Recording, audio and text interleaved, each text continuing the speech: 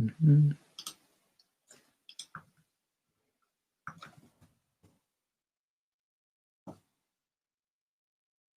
Let me actually,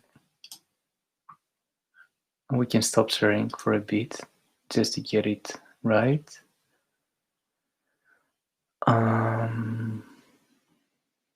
Okay.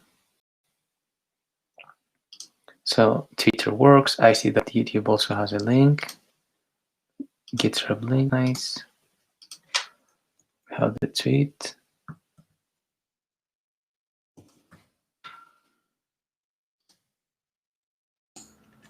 YouTube also works. Yeah, I just made a tweet with a YouTube link as well, but for some reason YouTube doesn't embed the. Okay, let me try again. Come on.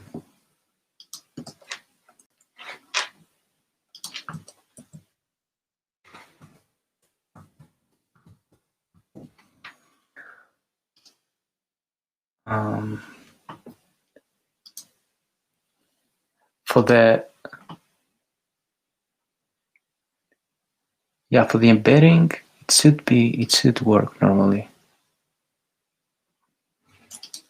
Okay, let's give it another try, and if it doesn't work,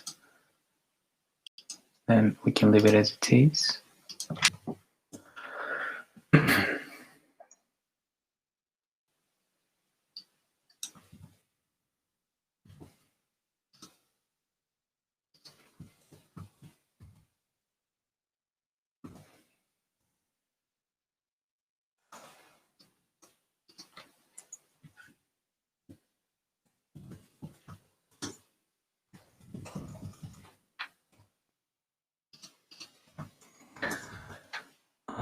Okay. Nope. Okay, I made the tweet, so let's get started. I also have access to live chat. Everything looks good. I'm gonna share my screen. Come on.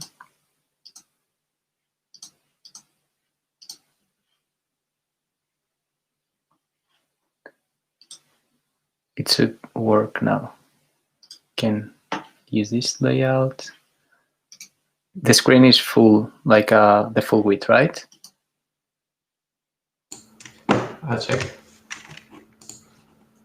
I think it's not the full width. You can make it a bit wider if you can. Yeah, this is the maximum one. I can see it on Twitter. It works fine. Okay. Sweet. So yeah, let's do the intro.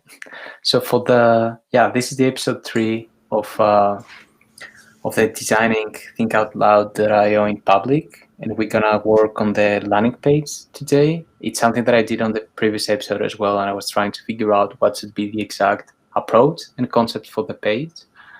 So this today, our plan is to try to finalize it and work on a final concept so that we can test it maybe tomorrow or on another session and validate our assumptions and make sure that it's the right approach to go for. So yeah, let's get started actually. On the last session, you told me you watched the whole session, Nicholas, right? I watched the whole session live. Nice. So for the approach that I was experimenting with in the end, I think was that one. Yeah, I had this page, and the idea was to make the create your test the landing page and not really have a marketing page that you have to go through and so on. May I ask a question? Yeah. Like, why do you want to skip the landing page? I didn't fully understand it. Or I saw some points where I thought it would make sense to have a landing page. For example, if you want to include something like testimonials or a pricing page, or maybe if later you want to have an affiliate program where you would actually need a page to highlight this. Yeah. So the question is, why do I want to skip the landing page so much? Why we insist on this idea, right? Yeah.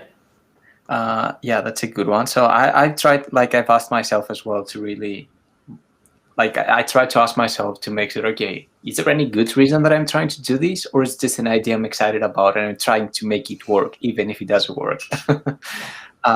And so far, my conclusion is like the how can I say it? Like the idea that I have behind this approach is the landing page for me. It's not a problematic thing. I find like it works. It's tested from so many websites. It's a fine approach to go with. But if you can do something better and not so conventional, that is, it's more fun and more creative. So I'm trying to really differentiate in a way, and I feel that for this product there is the opportunity to do that. And what I mean is, the main reason that I want to have to not have a full marketing page and have a model instead is to trigger the curiosity of visitors. And what I mean is, this is a small landing page, right? It doesn't have to be a full width, full height page. This is marketing content. So if I can have a model on top of the product that presents all the marketing information in a focused way, what happens with the model is that people can see behind the real product, and they're gonna probably click there just to see how it feels. In a landing page, what I don't like is you have a full white page with a call to action, and all the content is trying to convince you to take that action, to click on that button, which is probably sign up for a trial or whatever, something like that. In this case, like with Typefully, let me open a new tab to give it a try. I should sign out as well.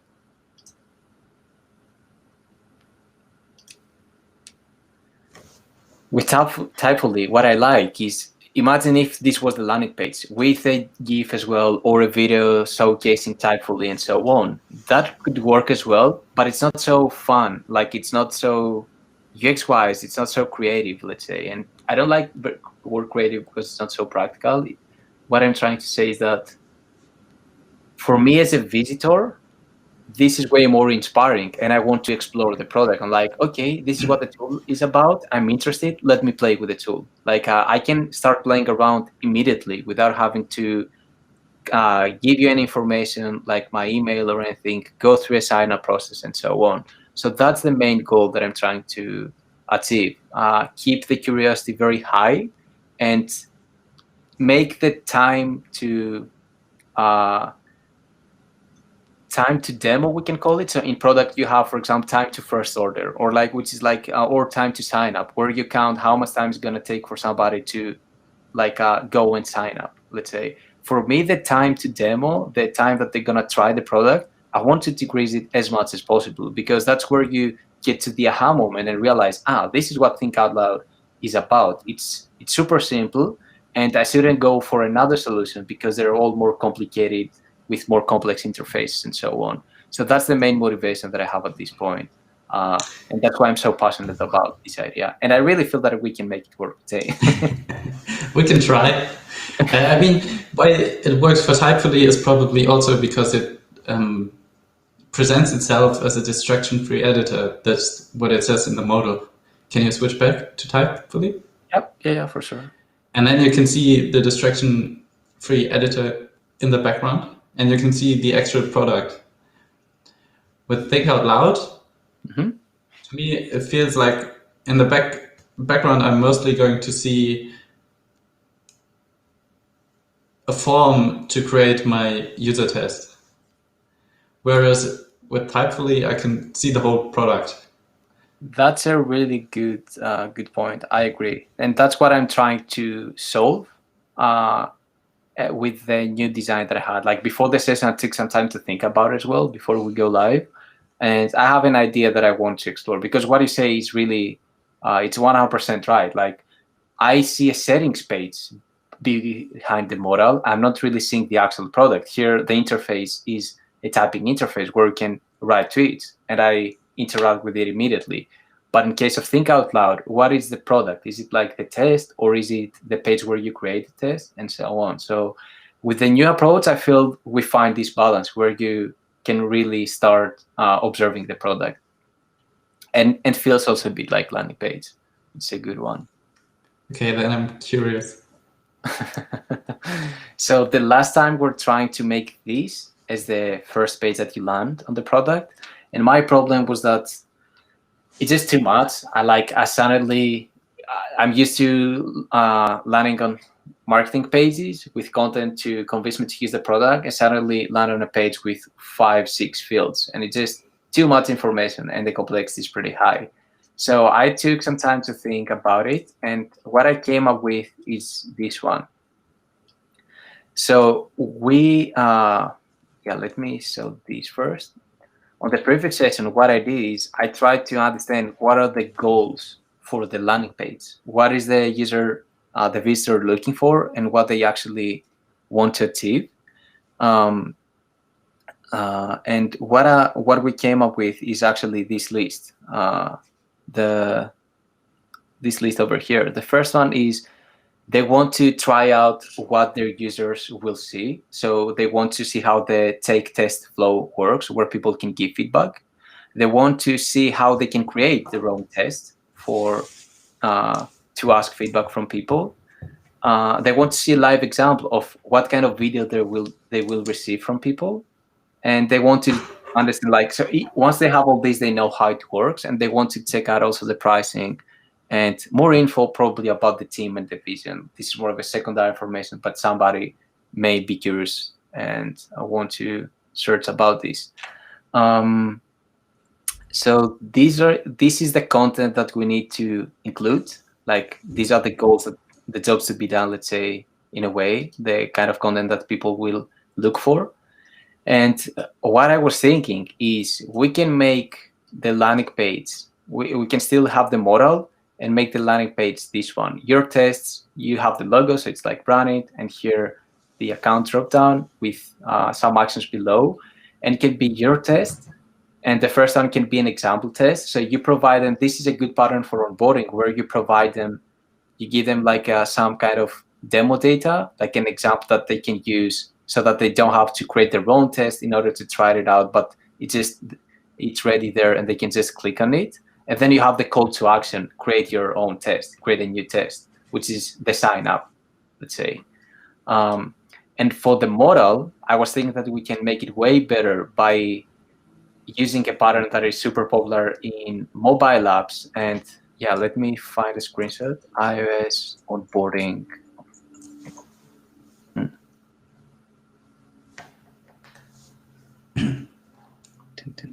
Let me check.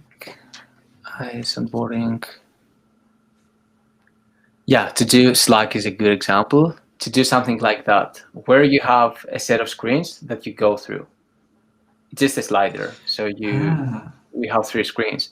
And what we can do is, instead of having a video here, we can add this slider in the model, and we can tell them, here's how it works in 10 seconds. And you check out 3 slides, and then you get the concept. You can say, okay, it's cool. Now let's get started. And get started closes the model and redirects you to this one. So we can make the model more powerful in a way in terms of content, and don't just have an abstract subtitle that doesn't really describe what the product does. So what this is? Yeah, go for it. How do you want to handle the scenario when a user comes back later? Like, the user signs up, then the user visits the page for the first time, goes through the slider, creates an account, creates their test, and then they go to another machine and they want to sign in. Do you want to do it like you did in the pop-up originally, like you did here? Like, the slider, to me, only feels right on the first time you open the page. So the question, I got a bit lost, sorry. The question is about the sign-in, or? Yeah. Like, if you come back to the page the second time, you don't want to see the whole slider again. Yeah, like you just want to sign in and not go through the whole onboarding. That's a good one. What you can do is just have it over here. Yeah, the sign in will be always there. So as a existing user, you can just always go straight to the sign in without being annoyed with the whole flow. Okay, that's good. So let me check. Yeah, I'm keeping a look also on the live chat through the iPad just to see if we have anything. There's nothing yet. Yep. So yeah, let's. I would say let's give it a try and see where it goes. That's always how design works. So you can never know until you try. Great new test. Yeah, we can drop this one. Also, one thing that I wanted to mention, and let's bring this page over here, the screen. With this approach, you have a lot of fields. And the thing we have, I don't remember if we described it in the past. In design, there is the thing called progressive disclosure. And the idea is like, show me only what I need to know and present me the information in a progressive way. And what I mean is, I don't want to see immediately all the fields to create a test. I want to express my intention first to create a test. So here you have this component that says, create a new test, give it a try, it's 100% free and it won't take you more than 1 minute, whatever, like you can have a catchy subtitle. And once you click on it, you can expand this item and show all these fields, or you can redirect to a new page. But this is what progressive disclosure is all about. Keep things focused and simple and show me more items, like more information, only when I ask you to do so. Which is, yeah, it's a basic principle like in UX and helps you to simplify the interface a lot. So that's an improvement that I was thinking about this as well. So yeah, let's start with the model. So I've no clue what Think Out Loud is. I land on this page and I see Think Out Loud, a simple tool to collect videos of people using your product and describing what they think and how they feel. I feel the subtitle is clear enough, at least like I feel confident about it to do a user testing session and validate it. What do you think about the generic description of the product? I'm rereading it. It's a bit...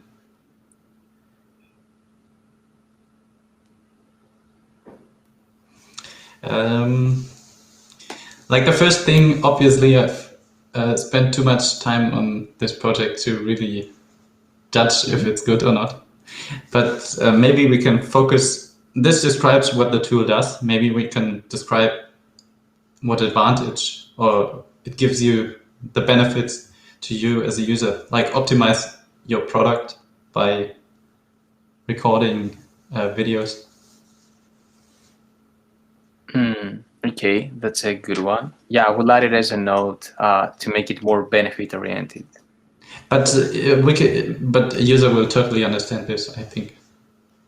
Okay, that's in description to communicate.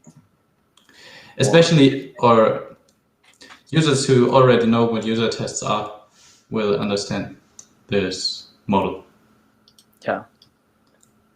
Yeah, true. Like my assumption is that people, like this tool is built for people that want to do this kind of testing and they're already aware of the benefits. So what I mean is here they say distraction-free editor to write and publish tweets and threads. So the benefit is distraction-free. That's the whole concept of the product. And for me, you don't need to sell me why I should use an editor or why should I schedule tweets and so on. So they mainly focus on the core benefit of the product is distraction-free. In our case, that's a good question. Like, what is the main? Why should I pick Think Out Loud? I think a simple and free tool like having this, and this is the main. Like, this is why we build Think Out Loud, because we need a simpler tool and also an affordable tool, like that is not gonna cost around $100 per month, and it's actually free because we plan to have a free pricing plan for solo makers and small teams, and only when you want to go to use it in a more advanced way, you're gonna have to pay. So I think a simple and free tool would make sense to communicate the main benefit and you see what people think. What do you think?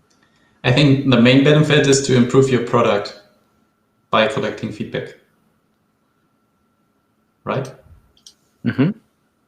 Like, this is why I want to use this tool.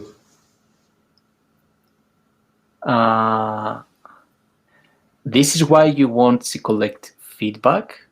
Yeah. So that's true. You see what I mean? Like, yeah. You want to collect feedback in order to improve your product, but the tool is not, you're not gonna pick this tool because it helps you improve the product, because Lookback also does it. Like Think Out Loud is an alternative to this product, to the self-test feature of Lookback. It's a more affordable and simpler solution to this one.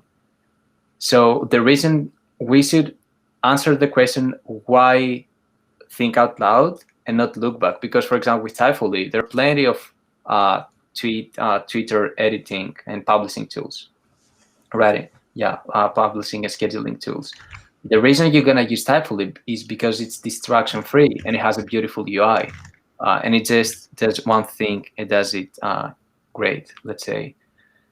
So yeah, that's why I feel that simple and free, I don't like it when it comes to the wording itself, but it's the main goal behind Think Out Loud is to simplify this kind of feedback, the Think Out Loud feedback, and to really democratize it by providing a free option for you to collect feedback.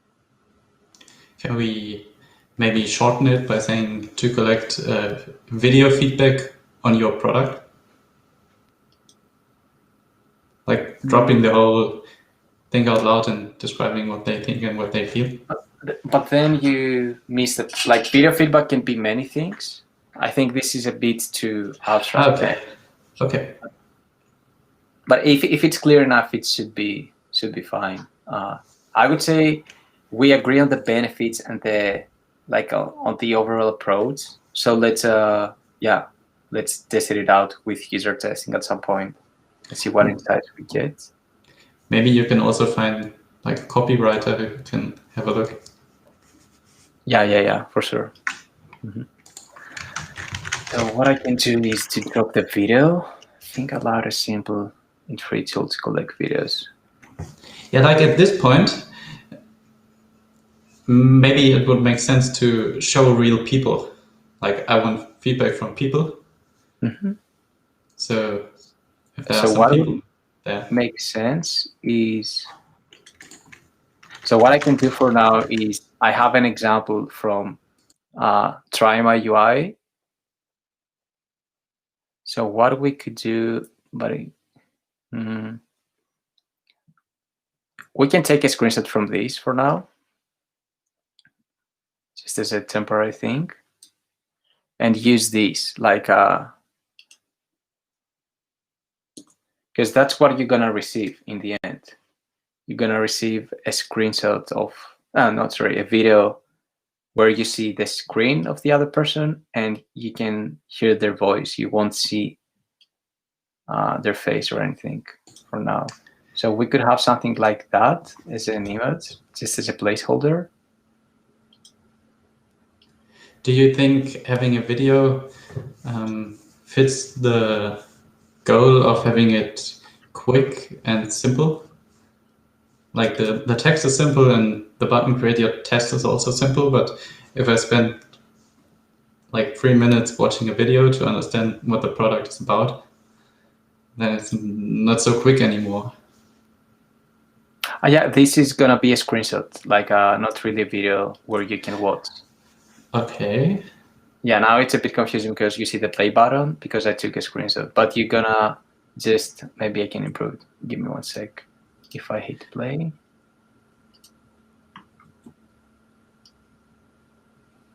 But like, then what am I seeing?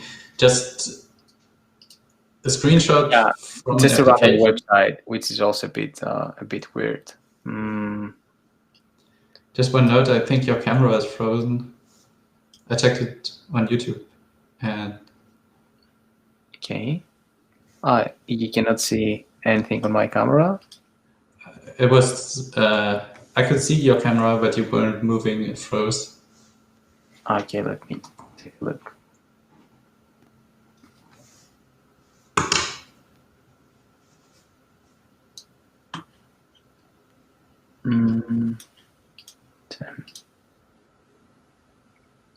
Let's see. I'm not sure if I refresh if it's gonna break the stream. Yeah, let's keep the camera for now because maybe we're gonna close the stream if we refresh. or give it a try. Okay, let me. I think it could be fixed now. Okay, The webcam is not fixed. now I'm gonna open it again, and maybe it's unblocked.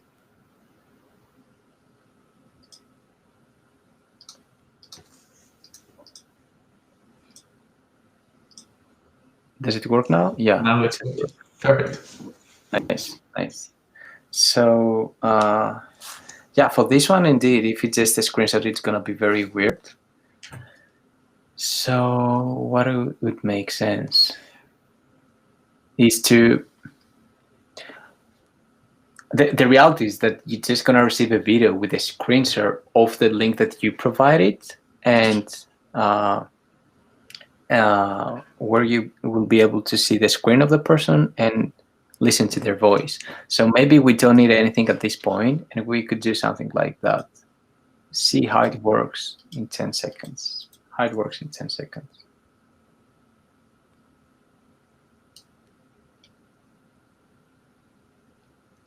This button feels a bit weird, because if it only takes 10 seconds to understand, then why is it not in that pop-up already?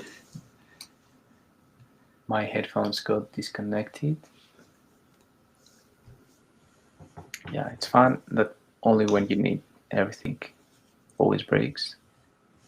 Yeah, it happens. Come on.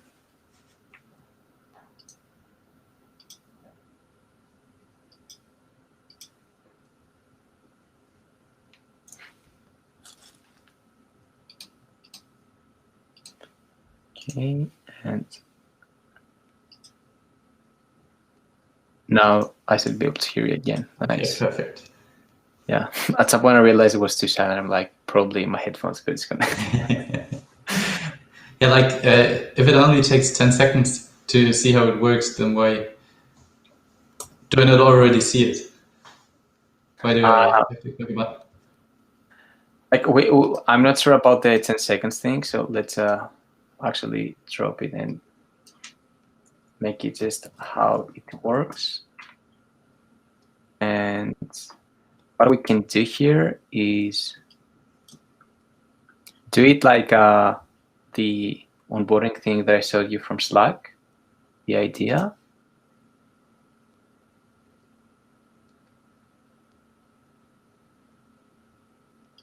So what we can do is, let's move. So just to understand, like, what are the things that you want to communicate to the user in the intro section? What I had in mind is to make a slider in there where we actually, so first step is you create a test, and we can show them a GIF where you hit create test and you get the link. Then second step is you share the test with somebody, and then the third step is you receive videos of them using their product. So that's how the product works. We can just have 1, 2, 3 approach. Okay.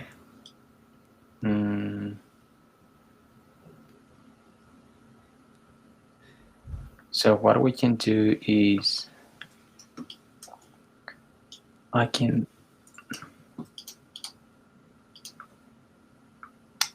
this copy pasting is a bit annoying that it always pastes on the right side. So what I want to do is to use the page component from Framer.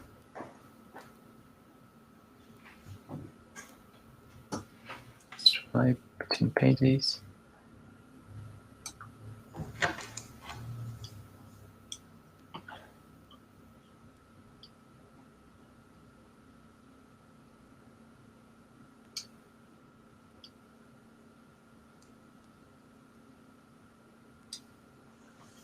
And then we can assign it to first to that one, and here with auto height the same. Line start. Yeah, that should do the job.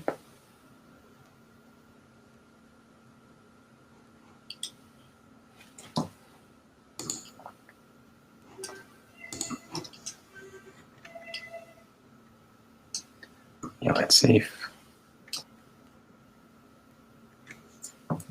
Yeah, this one for now it's okay. Like even if UI wise it's weird, I don't want to spend more time on the making it fully right prototyping wise, the visual aspect of it. So the first screen is gonna be this part, and when you hit the how it works, we're gonna so the first step, so we can have the how it works. So let me move these over here because it's a bit annoying having to move the artworks all the time.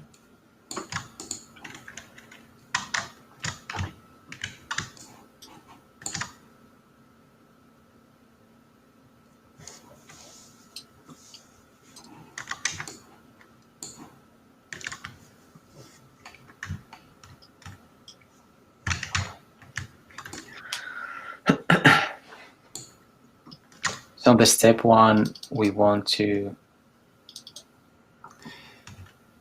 make it like first step is create your test, right? Where's the here's the text. Is it why do you want to show all of the steps to the user? Like,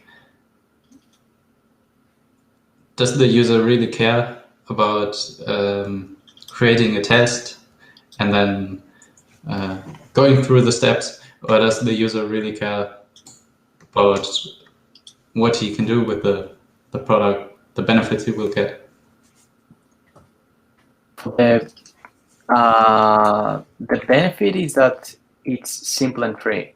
So it should be like the scenario is I'm a designer, right? And I work for, I don't know, the company called Panasnap, let's say, and I want to find a tool to be able to collect feedback from people, think out loud kind of feedback. My options right now are two. Either I'm going to plan a call with them and I will, during the call, I will send them the link and I will ask them, hey, can you please use the product and try, let's say, to do this? Like I'm going to describe a scenario and ask them to think out loud. Or I have to send them a link by using Lookback and ask them and tell them, hey, here's the link to take the test. Please try to think out loud and express your thoughts and so on. I'm going to describe them what they need to do. And you're going to find all the instructions and everything you need under this link. So for me as a designer, I'm on this kind of state emotionally and like in terms of the workflow. I know what I need. Like I just needed to make this test. And I'm frustrated because Loopback requires you to install a Chrome extension, and also it's not free. It costs around $100 per month. As an indie hacker, I don't have like $100 to spend only for using a tool like this. The value that I get is not that high. So if you read that it's a simple and free tool to collect these videos, you're like, okay, this is what I personally need. Maybe what would make sense to mention here is no browser extensions. That's something that I forgot. The value proposition of Think Out Loud is first, no extensions to install. Everything works in browser. Second, it's free. So that's the only reason you should care about. And this is the benefit that it provides as a tool compared to the competitors. So once you read this, you're like, okay, this sounds like what I'm looking for. And I want to learn more about how it works to really understand if it fits my needs or not. So the how it works is like the learn more kind of call to action. And then you can really get an insight of what we mean by simple and by no Chrome extension, no browser extension.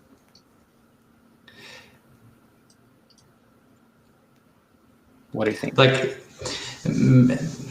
maybe I'm wrong, but it feels very complicated to jump through like 3 steps, where the first one, like create your test, is like really boring.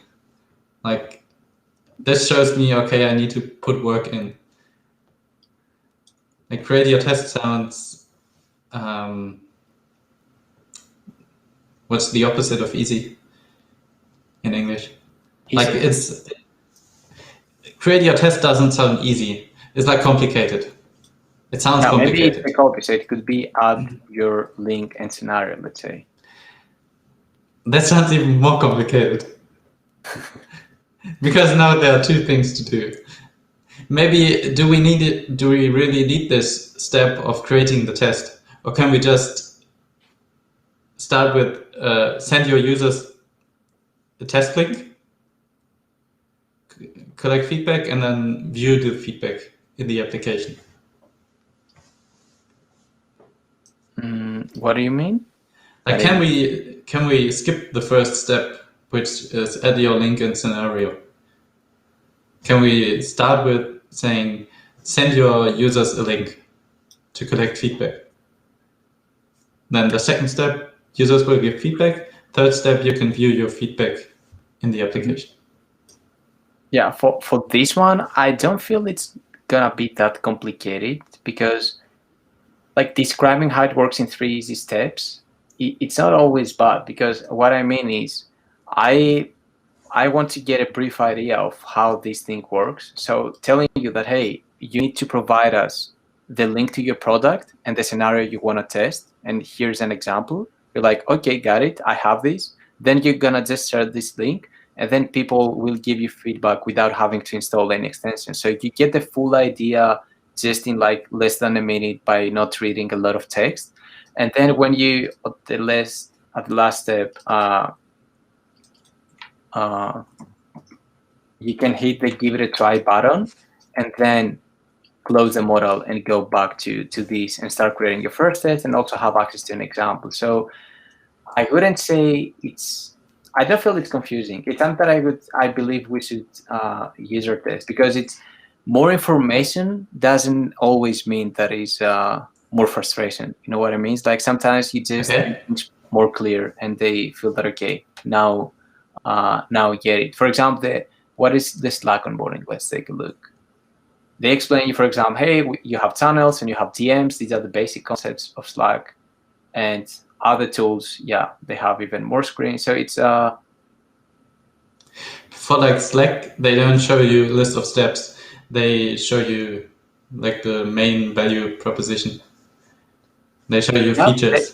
They show you the core features, exactly. But I feel that this is better, because like the product is as simple as 1, 2, 3. You know what I mean? It's like add the link. So you just provide 2 details. You get the link that you can share with people, and then you are good to go and start collecting feedback.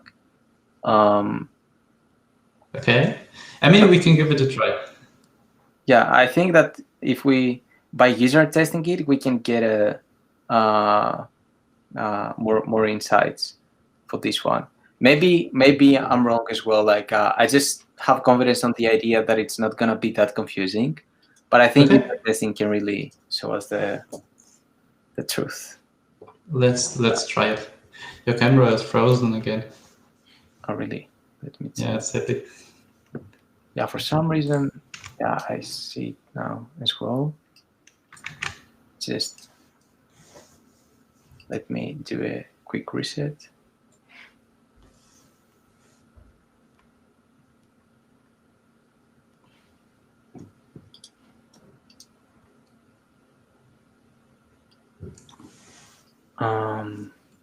Yeah, I have the same issue. I would say let's just close the camera for today. It doesn't feel that. Give it another try. Come on. Maybe now it's gonna work. Let's see.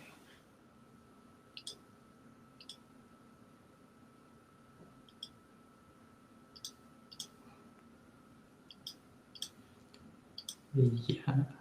No, it's working. Yeah, for some reason it gets stuck at some point on its own. But we are back. Okay, so add your link. What I had in mind is, so first you see this screen, a simple free tool to collect videos of people using your product and describe what they think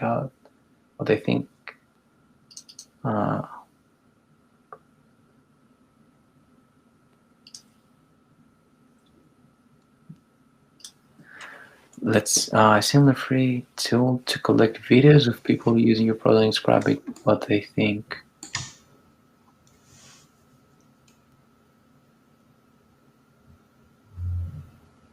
Works.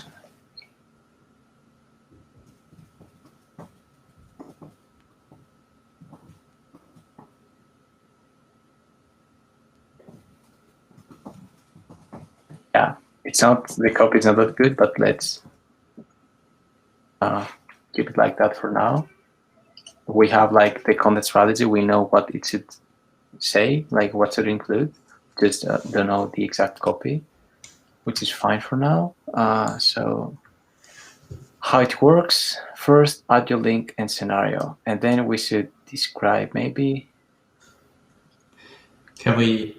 I feel like create your test was better than add your link and scenario. Create or set up. So first create your test. You only, and then one line of text, you only need a link to your product website prototype and a scenario for people to complete. Scenario or task for people to complete? I would say task. Task. Makes more sense. Complete. Okay. Then we can have an image below. I can just add a placeholder so it can be a screenshot of the app.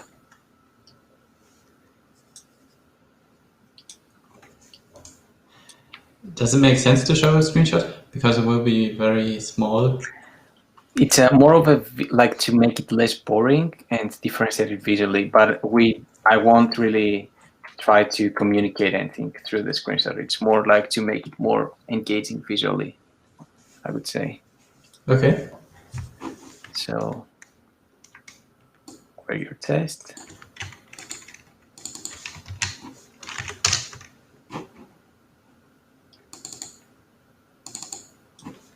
And we can have the pager. Is there any component for that or not? Yeah, let me see if I can find any. Yeah, there's something that we need. Didn't it? Let's try this component from Kramer. Yeah, just the Didn't it provide something out of the box? I thought it did. What, sorry?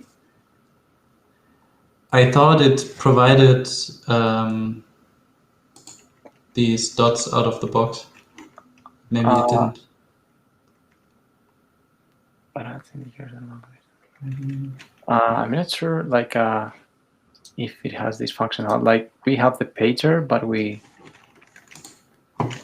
don't have the indicators, let's say. I think this replaces the page. Let me take a look and see how it works.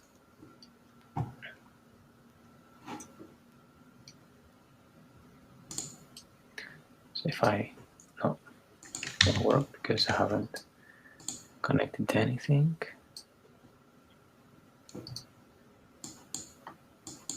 Oh, so in the Framer tutorial, they included the dots in the page, so the dots also scrolled. Yeah, maybe we should do the same and not really. It doesn't matter for now. It's more of like just to have the indication that, hey, you can go back by clicking that dot. Okay, how it works, and then we can.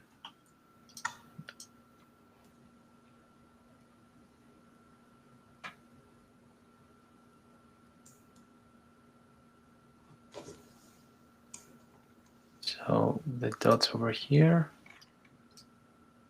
let's make them 10 pixel.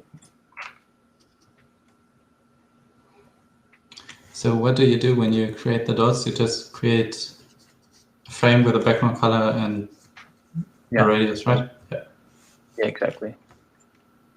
And then, seriously,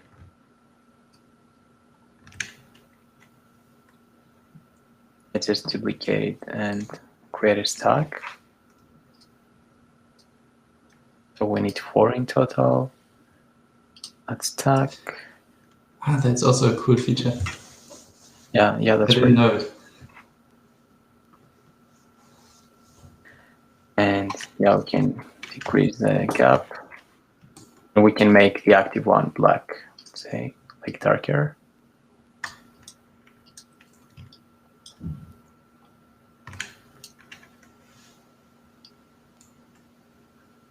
We can This makes more sense. put them in the bottom. Yeah. Or even at the top could work. Like for now it's fine. Like it's more to have them somewhere. Cool. So create your test. You only need a link.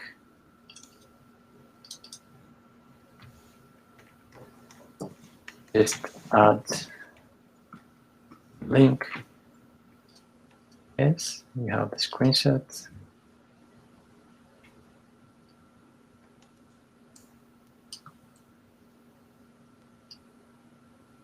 And then we want to, let's increase the size of the model. Make the second one active.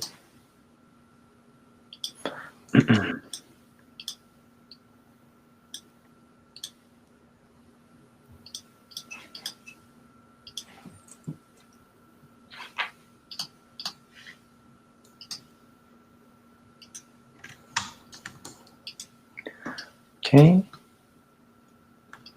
And then I think it's a really cool and interesting approach that you just create it and don't make it perfect and just leave it there in like an unfinished state to test it and then make it better later. for which one? You mean the screenshot or?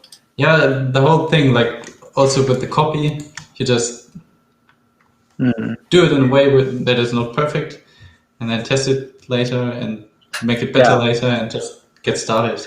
Yeah, that's a good one. It's more of like, just move fast, because like if you do the user testing, of course they can tell you that, I think the copy can be improved.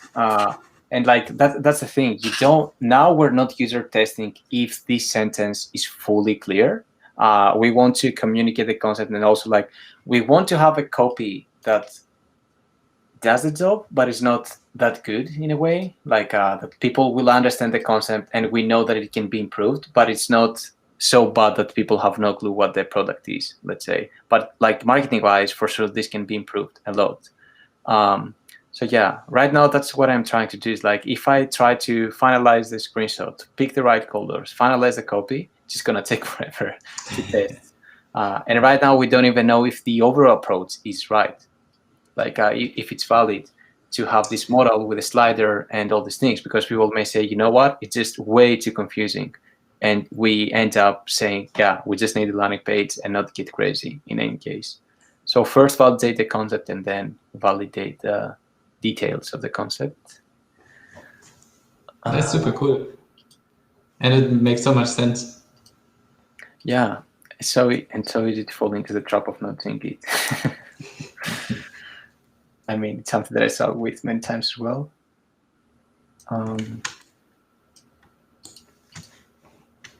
Sorry. Then it's share your link, create your test, share the link.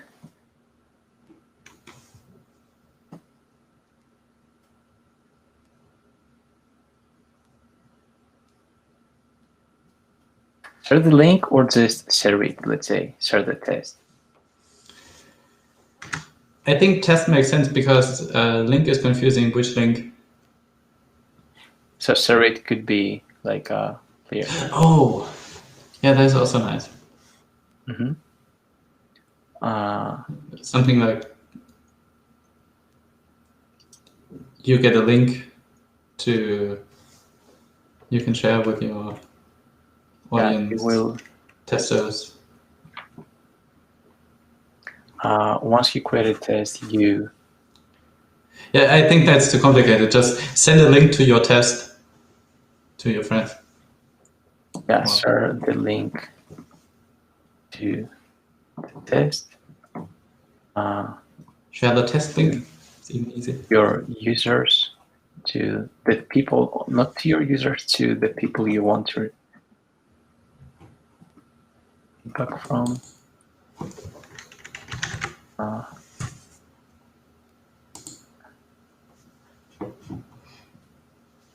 Let's see how Loopback presents it, actually. Send a link along with simple instructions, and we will walk participants through the setup, recording, and uploading of their experiences. Okay. Send the test link. Okay, everything with a simple link.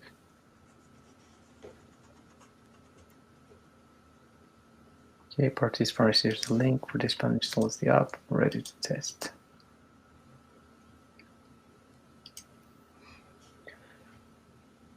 So something like a link will be generated, or just share the link to the test to the people that you want feedback from. Share a test link with the people. And to the test with the people. Share the link to the test with the people you want feedback from. Yeah, maybe even share a test link. It would be shorter. Sorry, to say what? Sorry, to say share a test link. It would be shorter than link to the test.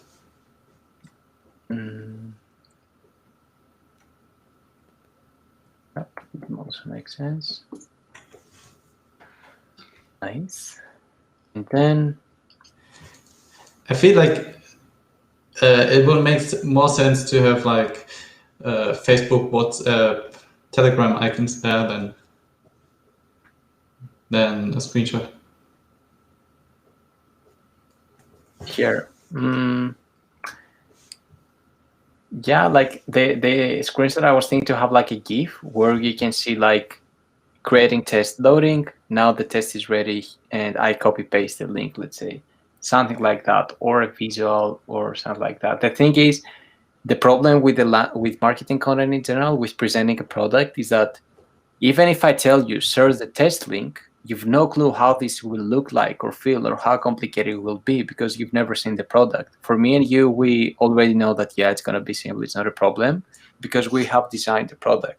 So the reason that I want to give is to just give them a bit of a sense of how it's going to look like, even if they cannot see the details because the image is small. But maybe I'm wrong. Like we need some custom graphic or just icons in the end.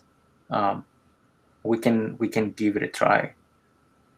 Share the test link with the people you want feedback from. Share, or I would say send. Send the test link with the people you want feedback from. You can use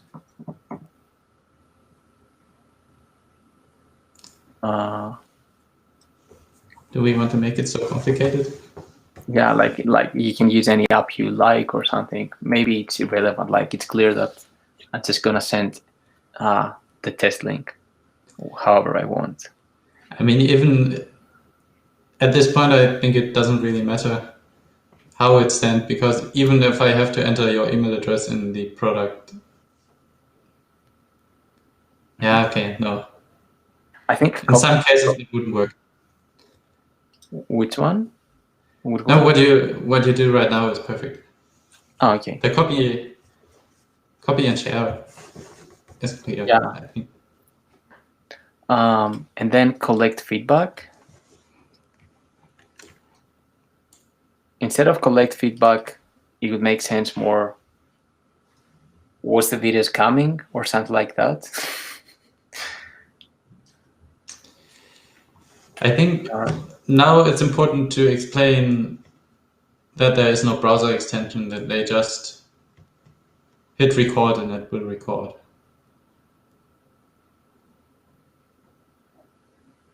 Now to present what? Sorry? I think now it's important to show that you just hit record as a tester.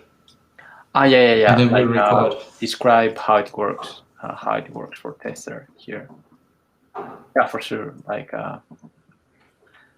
what would make sense is, sorry, maybe it could be like The step 3 is like you lay back and receive feedback, and then we can describe how people will give feedback on the subtitle. So think of the title. It could be something like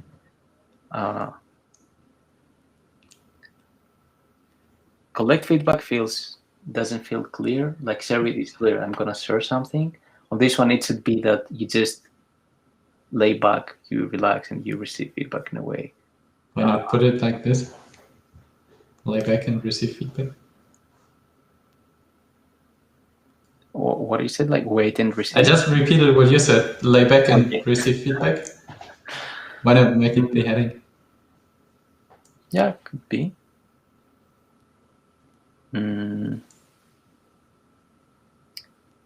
Yeah.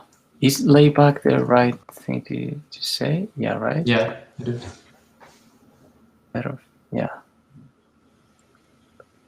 Yeah, relax. Yeah. Lay back and let's try it out.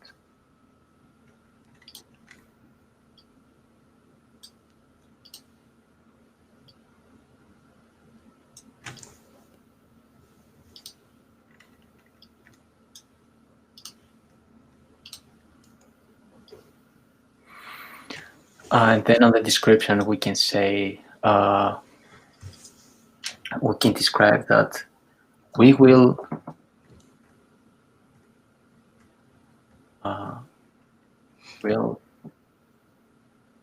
guide people on how to give you feedback. They won't need to install any software browser extension. We'll guide people on how to give you feedback. It's very easy. Why is it important that we guide people? Like, what's your thought process? Yeah, I don't like the way that it's expressed actually, but we guide somebody because it feels like it's that me and you will guide them. So what would make sense is people can record themselves using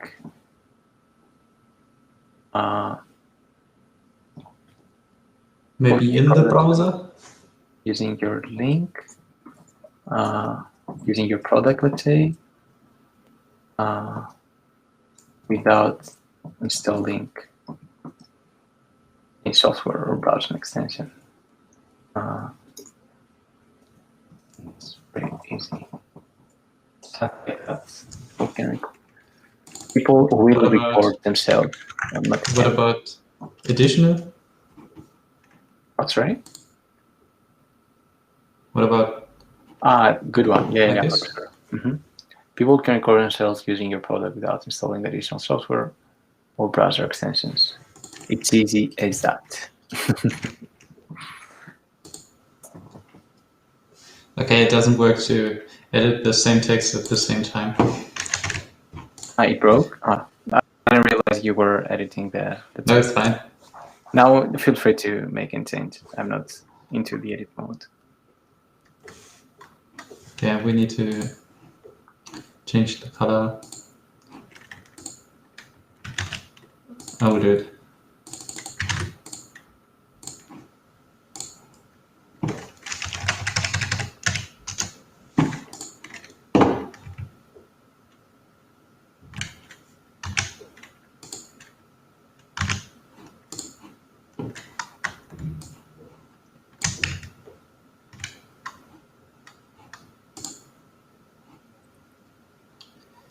Did we connect all the frames already?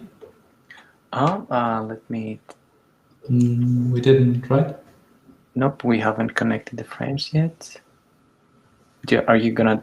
Yeah, no, do it. You wanna do it? Go ahead. My screen is not, or what I'm doing is not visible on the stream. That's a good one. Your screen is visible. So I'm just gonna... connect the last one as well.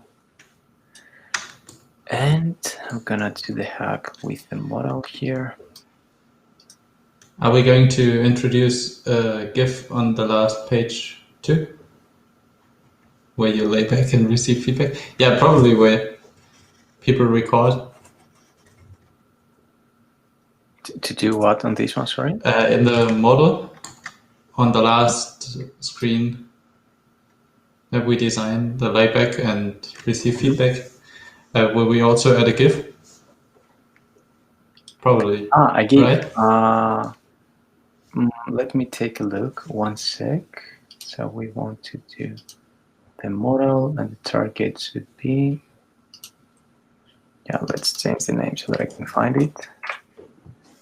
Okay, I'm gonna take a look on what you asked. Yeah. No worries.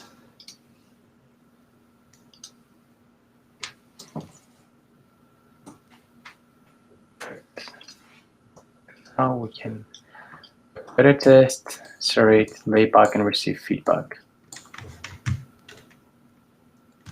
I think what would make sense is to have an example video. Here is an example below.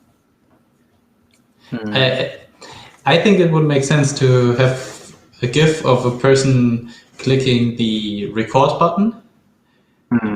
Instead of a video. Good point, for sure. And then seeing like the resulting, but where they hit the record button, like the value proposition is that it's easy, not that you get a nice video afterwards.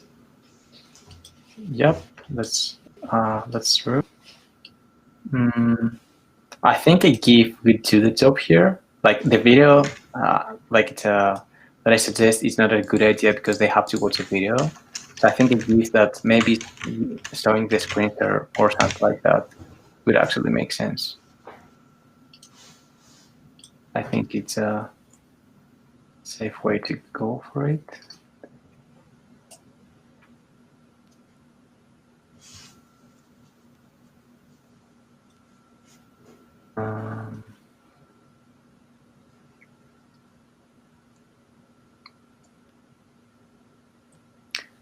So yeah, let's see if this first of all, if this works as expected.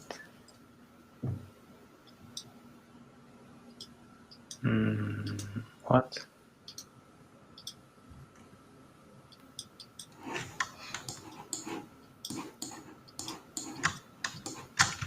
Okay, there's something missing here. I don't know what went wrong. So this is step 1. Let's rename the frames quickly. Step 1, 2.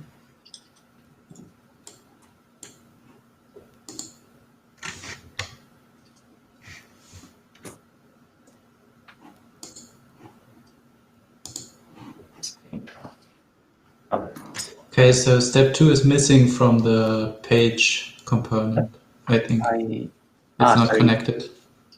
Perfect. Now. And then you can reorder it. Yes. Okay. So I'm going to change also the animation to wheel, cover, flow, or pile. I think none is also fine. Let me check. Yeah, it's just a slide, which is what we want. Okay. How do we hook up the buttons to the page component? I don't know at this point. Oh, they already are, I think. Are they? Yeah, to say back to previous. But it's only to go back, right? I mean, the big buttons which say how it works next, and the target right now is a transition, which has go back. Like you select the how it works button. Okay. And then the animation is set to but it back to doesn't previous. do anything, actually. Yeah, because there's nothing to go back to. Yeah, exactly. Yeah, for this one, I think it's we can skip it for now. Like it's something we can investigate later how to make it work on Framer. But there should be a way. I think we can just make an override and add a hook like when you stop, like on top, and use the API of page controller and say you're gonna go to the next page. So override is where you add code. Yeah, since it's not a code component, what we want to do is to add custom behavior on the button. So Okay. by adding an override, you can select a function that you wrote in React and say when this button is clicked, you're gonna get the instance of this page controller, of this page component, and you're gonna inject you're gonna trigger the method like pager dot go to next, and then it's gonna go to the next slide. So the framer has an API or framer API page component. Okay, that's cool. But I've done it in the past, but I don't remember exactly how to do it again. So that's why I was going to do it another time. And they have like these are the configurations, the settings, the props that you can add to a page component, and then there is the API with the methods as well somewhere. Where is it? Content padding effects. These are the props.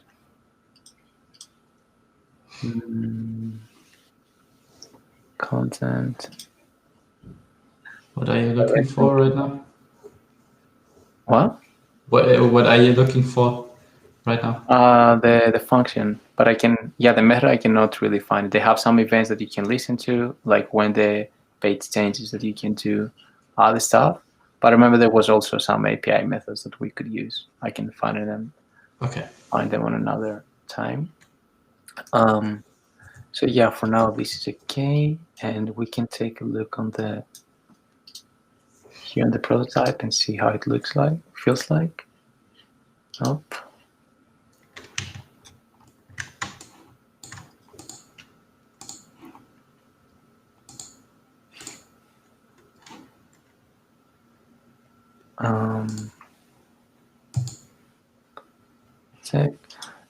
So that's what you're gonna see when you land on the website. A simple and free tool to collect videos. One thing that I would like to do for sure is to increase this layer. It feels like it's a bit distracting the way that I do this. So we can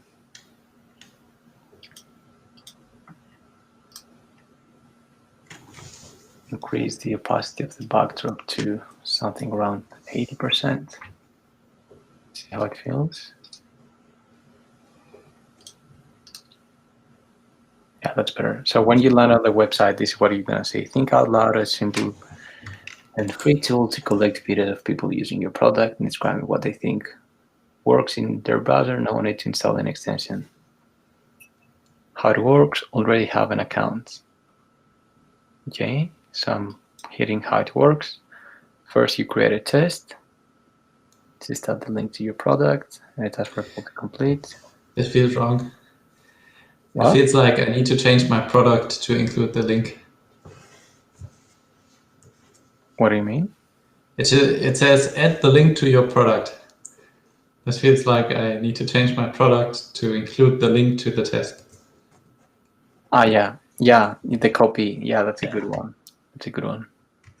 You can rephrase it. And a task for people to complete. Then step 2, share the test. Copy. What happened? Copy and share the test link with the people you want feedback from. And then lay back and receive feedback. People can record themselves using your product. Yeah, also here, like people can record themselves using your product. Doesn't make sense without installing additional software or browser extensions. It's easy as that. A GIF, and then give it a try. We'll close the modal, and then you will see this example test and create a new test. Yeah, the overall flow feels good to me. I mean, it's a flow that I would be up for user testing, let's say, for doing a user test, but the copy needs to be improved. How do you feel? Do you want to give it another try, the prototype? It feels better than I thought. Yeah. I See? tried it on my machine here too. So And that's what you were discussing before. That's a really good insight as well. Is that sometimes I don't proceed with ideas because I think that they're bad. Sometimes I'm right, sometimes I'm wrong. And what I'm trying to say is that in general, when something just feels that it's not gonna work, the only way to know is by trying it out. Because, for example, some ideas I might reject them and say like, no, this is not gonna work because of this, and that. So if there is a super clear argument on why something will not work, you can drop the idea instantly. But if you just feel that it will be complicated, the only way to know is by doing it, because there is this perception as well that if I explain how it works and so on, it's too much information and people uh, don't have time and so on. But in the end, it just provides more clarity, and you get the idea, and you're like, cool. Now it feels pretty easy, the tool. Let's give it a try. With a yeah, it does feel easy because it's just very little content in the model. Yeah, exactly. If it was like here 3 sentences and like a lot of text, that would be a problem for sure.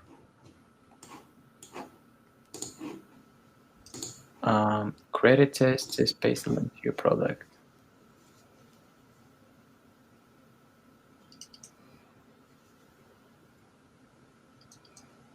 Just paste. Yeah, I really like the paste because it's really what you have to do. Create a test.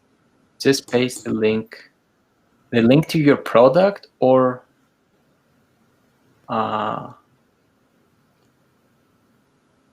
of your product. I think like copy-wise. Copywriting is so hard, man. I agree. It's crazy, like that people think that design is only about design pixels, but copywriting is the most important part, and it's so hard. It's like like the first step is to know the content strategy, so you know what you need to communicate, and then it really comes to the copywriting skills, where you need to find a simple and good way to communicate it. Just paste the link to your product, website, prototype, and a task. In English, it's link to, I think. I think there's Yeah, I no totally link agree. of. So should we say something like just paste the link you want to test?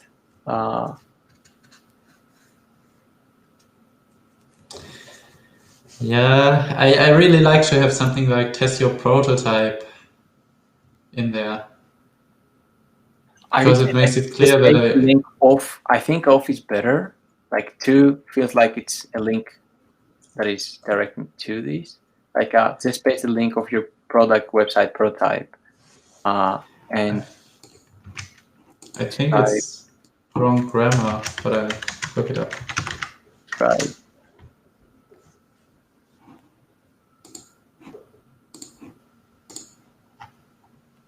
Just paste the link of your product, website, prototype, and describe the task.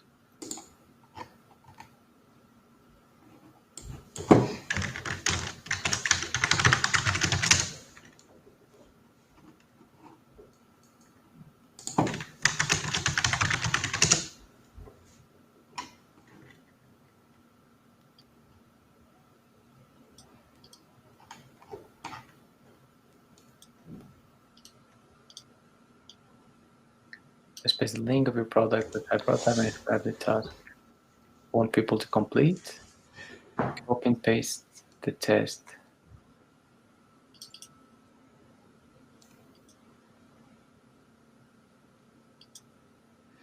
Like the test link doesn't seem clear to me. I think if we would start something like a link will be generated. I think it would be easier if we replace the test link by a test link. To change the to a. Yeah, I feel it's already better. But the a test link is more like abstract. It's not like a clear. Yeah, that's why I think it's better, because the test link makes me think, what test link? And it's just, okay, That's why I I'm think going to start send them a by link. saying, let's say a link will be generated. Copy and share this link with the people you want feedback from. Makes more sense. Like it describes the story. Like just create a test. So we can say first, paste the link of your product website prototype and describe the task you want people to complete. Then a link will be generated. Maybe you will get a link to your test.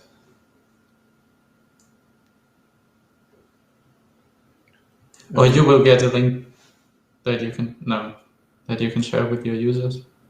A link where people can give you feedback will get generated. I don't like the passive voice of will be generated. Like, we will give you a link.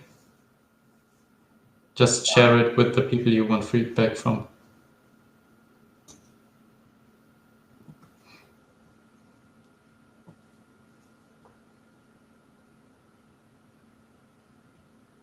A link where people can give you feedback will.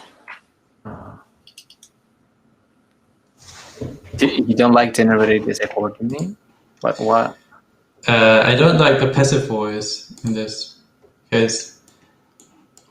Well, Yeah, it's like better. will be generated sounds like, okay, this is going to take time. Can I change it? Yeah, basically, it's interesting.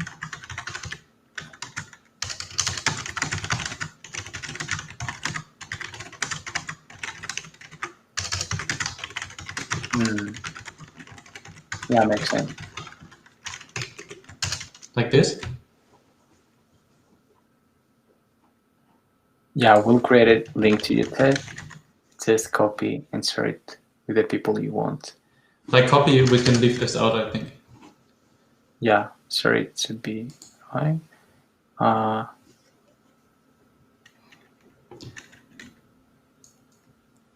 Maybe we will create a link for your test. Would make sense. Yeah, it's also fine.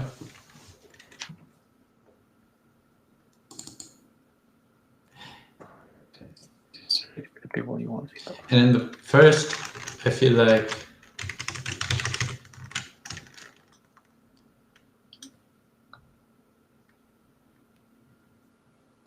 What, did you change anything? no, I want to change something in the first step, if I can. Like, if you don't want to change something yet. Yeah. Like, so they give us. I don't like. I'm trying to avoid the we and us and this kind of thing. okay. It's weird because it's a tool. Okay. But so yeah, I would say let's try to minimize its use. Like, it's a bit weird to copy-wise say we and mean the tool itself. But Okay. sometimes it's weird, and it's not clear how to use the active voice. I like more like the first. It's more like, okay, first just do this, then you get the link, share it with people, and finally you will receive feedback to make it more like to connect it time-wise in a way. Let's say. So first, paste the link of your product and describe the task you want people to complete. We will create a link for your test. Just share it with the people you want. They back and receive feedback. People can record themselves. People will record themselves not using your product, but trying to accomplish the task you described. Finish So that sounds would right. also be an option. Right. Trying to finish the task that's Complete. or complete. No need to install.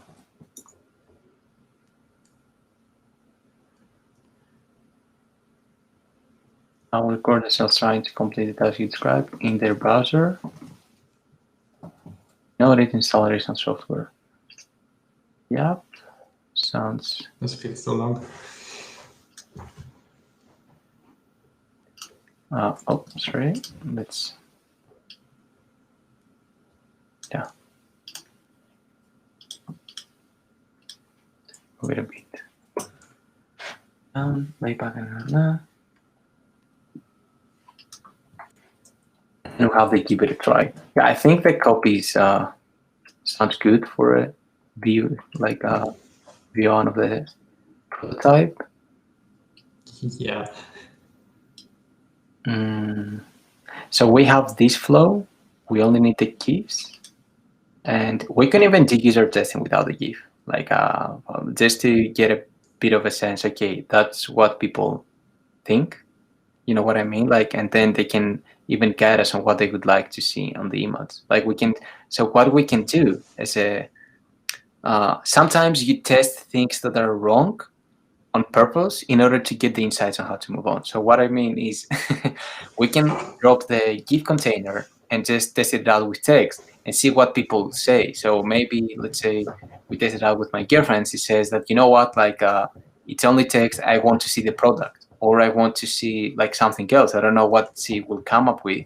And then we have a better direction on what kind of content we need to show there. Our assumption is that we need to show a visual of the product, but it's not something that we're 100% sure. You say that, yeah, it would be nice to show icon of Telegram and other messaging applications. So we could even skip it for the sake of moving fast and get insights from these. That's really interesting because that way the users are not distracted by the images. Like, there could be a case where they understand the text only because of the image next to it. In this way, we can make sure that they understand it anyway, even without the image. So that's really cool. Yeah, that's also a good point. So we can give it a try and resize the model.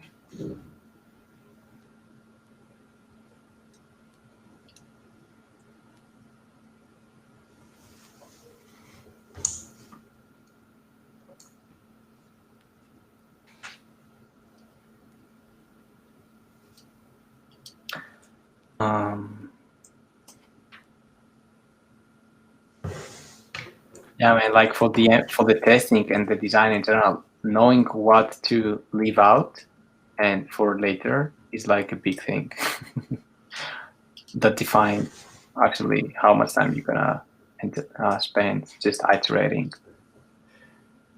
Like, you mean, like, why? Because you don't have to do the work before the testing, or?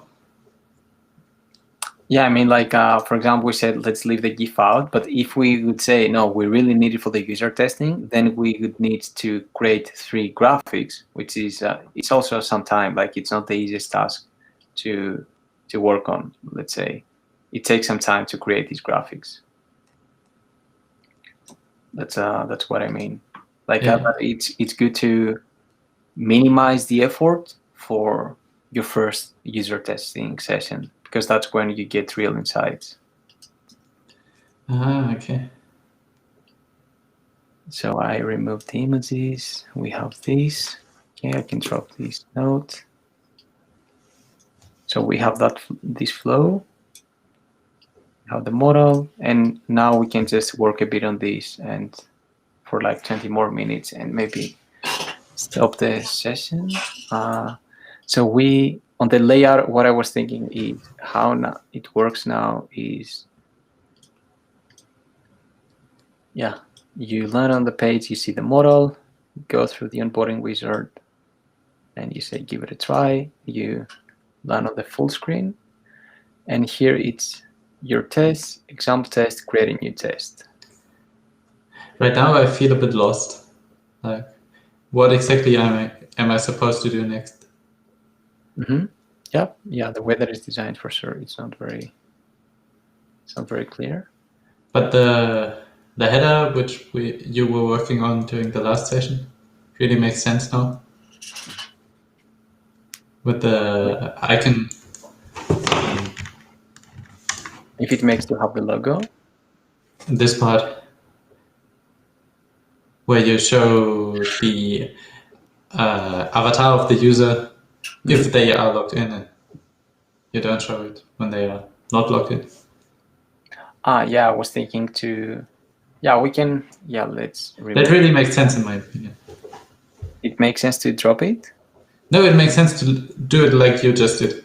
Oh, okay. Yeah. To give the user a feeling of being logged in without Being, exactly. without being logged in. And you can trigger the login as well from there if you want. So yeah, that could. Yeah, I think it's a good one to have these. So yeah, we have the logo and then your test, example test. So the components that we have are, I would say, let's make create a new test more prominent, like reverse the order of these two. For me, it makes more sense because you already have an idea and you want to create a test. So this is the primary focus, and then you have an example. So the idea is that here is just a list of your tests, and once you sign in or sign up, you won't see any difference. Like you will just see different kind of data, but they will be the same on a visual level. This could be also an empty state, for example, like this, with an icon over here. That's like a nice graphic to make it more interesting. Let's add the placeholder, and then we could say, create your first test. Let's try this, because I'm not sure if which approach is better, so I'm just designing this quickly.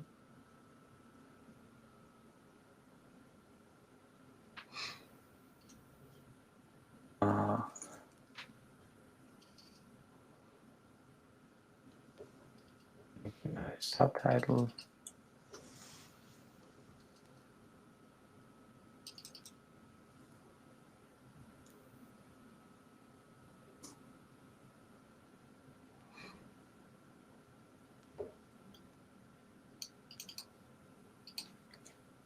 Then we can have a call to action.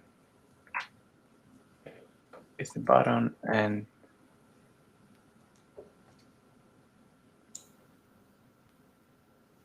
add this.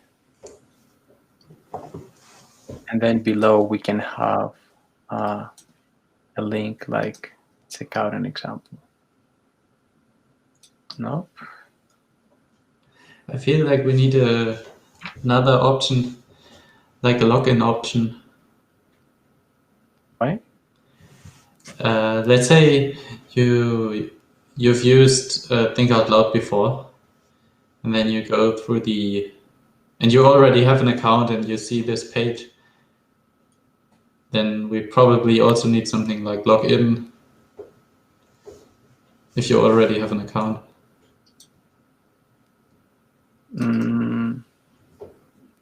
Could be.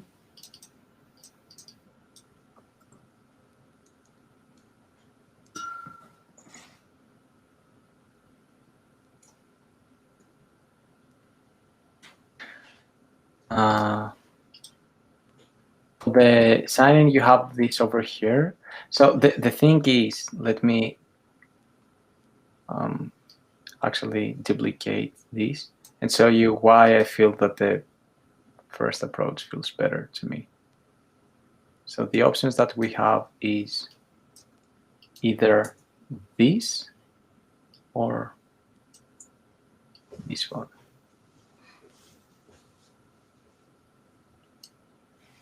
As an empty state. These are two different UIs, right? Yeah.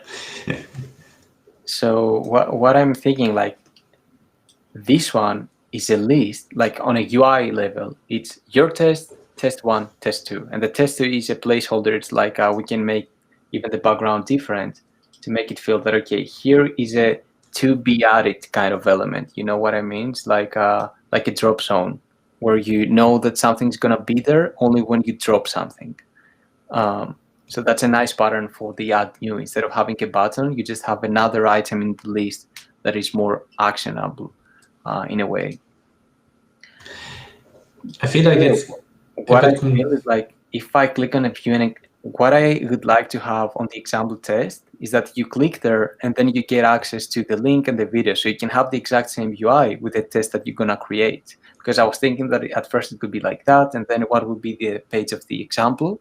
But with this scenario, like with this approach, the example test is like a real test. So when you click on it, you can find all the controls that you're going to have if you create a new test, all the actions. You can find a link. You're going to have some video recordings from me and like some demo recordings from that product. You're going to have also an edit button and so on. So I feel that it's better to treat the example not as just a link, but as a real test that you have, and you can even delete if you want. What do you think about this? I see two things which I don't like here, or which I find a bit confusing. The first is that create a new test. In my opinion, it's a call to action. It's like a button. Mm-hmm. And it has the same visual appearance. It looks the same as the entries of the list. Yep, I agree. So this is more on the visual UI. Yeah, for sure, I totally agree. It's something we need to improve. That was confusing, and I really like the approach with the example test. I like that I can just view it. I would like a way to delete it. Usually when I check out a new product and they give me like a demo, I delete it after a minute to just don't have it around anymore. Yeah. So what you said is you like the demo data or not? Yeah, I like it.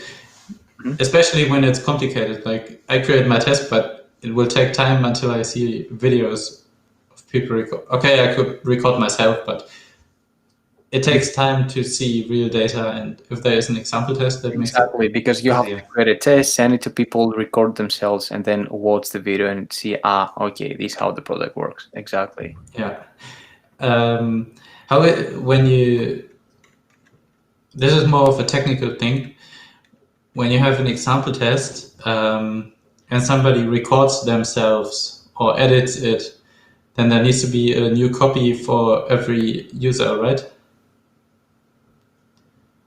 Because let's say you have this example test and I see it and I record myself and I include some content in the video which you don't want other users to see, maybe some copyrighted music, then these uploads should not be visible to the other users. So you need to copy it. And if I can edit it in the demo, I also need to copy it that is not shared with other users. I'm not sure I understand. You said that if this is the same test for everybody, if you edit it, if it's going to be visible to others as well, the edit? I think you have this example test, and you get to see it without having an account yet. Then you can go there and you said you can see the link, and you can also edit it and change stuff, like change the title of the example test. Yeah. Like at some point you will have to sign in order to do the edit action. Yeah, I didn't think about it, but once we get into the inner screens, we can take a look. Okay. Yeah, that's just something to keep in mind. You don't want random videos to show up there of, for example, me recording my data between everybody. Yeah, for sure. Yeah, and this is going to be complicated if there's no login before seeing the link. Like you will be able to view everything, but if you hit the edit, then we can trigger the sign up so that you cannot really edit or do anything. But what do you mean, like if people share the link and add feedback? Yeah, so you need another link for every user. I see. Yeah, we can. It will work. There are ways to solve it, just to keep in mind. So, like, for now, we don't really care about the technology in a way. Like, let's just not really. So this is what I'm trying to say. This is thinking as an engineer, let's say, which totally makes sense that you're like thinking, okay, how this can be built, but we can find a way to make it really work. And like you can test it, you can upload a video, and not anybody else will see it. So I think it's more like to the technical implementation. And UX-wise, it's something that we want, so we can just like design the ideal flow and then go back to the technology and see how this could be actually happen on a technical level. Is it just a technical question? Like it's also, I think it's also a design question or UX question of whether people see the same link or different links, whether uploads are shared. People won't be like on the demo. If you upload something, not anybody will be able to see it. It's only for you. Otherwise, you can have like weird stuff happening. Yeah, like something like this is something we need to keep in mind. Yep, yeah, that's a good one. So how should we call it? Does example test make sense? Create a test. What should be the name of the? What are you going to? Like I'm thinking about what title to use or the example test. What would be something that makes sense?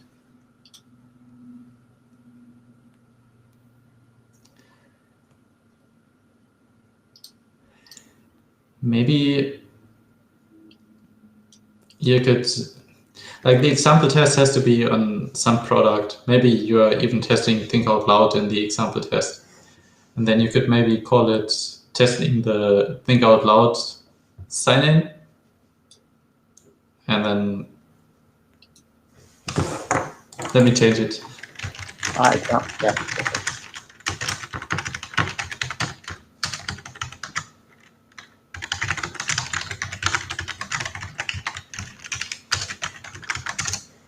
Oops. Yeah, something like this. Yeah. Or even like instead of demo test, just example would make it super clear. Yeah, that's even better. Okay, yeah, that sounds good. So on a UI level, I'm thinking we can even do them as two separate items. Or what we can do is we can make these, we can have like an action,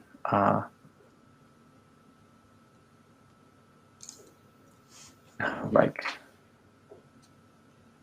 open button or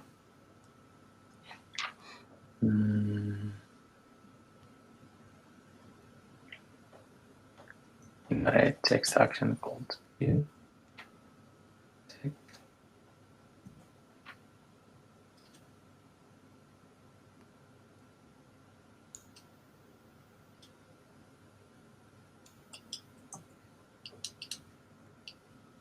And we could also,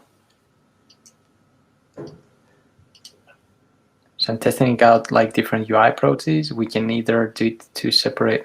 So the first approach is this one. Yeah. Create a test and view. I don't like because like ping here, like here's the link now, it's on the subtitle, it doesn't make sense. And the other one, I'm just gonna create it below. This one doesn't feel like a button to me. Yeah, exactly. UI-wise, it's not good. Like the idea that I had to make it like a drop down, that didn't really look nice. So this is your tests, and we can either add a call to action here, add new, or we can add a button below. Like not really this one because it looks too similar. How do other applications do it? What, sorry? How do other applications do it? Yeah, I'm thinking like a common pattern is to just have a button over here. Yeah. In iPad also, like I like to think about how it works in the iPad OS apps. So let me take a look. Usually it's next to the title, you have the navigation controller and you have the actions close to that. I feel like in this case, since it's the onboarding flow, it makes sense to have like a big button, which users won't miss. Yeah, so what we could do is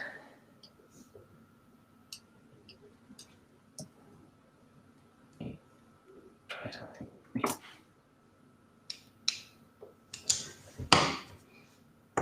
So much more fun when we have the sessions together, man. This works. I don't know why. Designing on my own, it's always harder in a way. Like having this kind of constant debate is by far the best thing in design.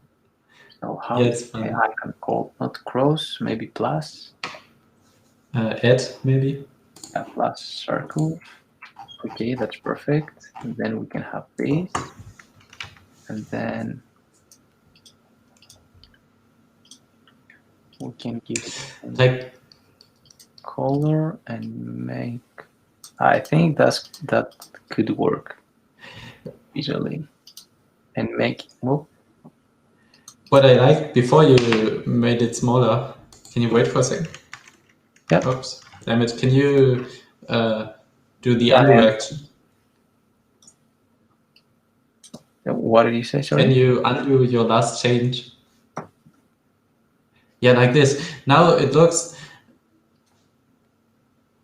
like visually like this. Mm-hmm. But like you can make your own test appear here. Mm. The similarity is kind of cool if we remove the color from this and maybe make it and maybe make it gray. Mm-hmm. Oh, I can only change. What's that color? Give me 1 second. Like if we take the color from this text and apply it to this. Can you change the color to somebody name? Like what's okay, now I have it. Now I can do it. Yep. I was struggling with Framer. And we do it like this and this.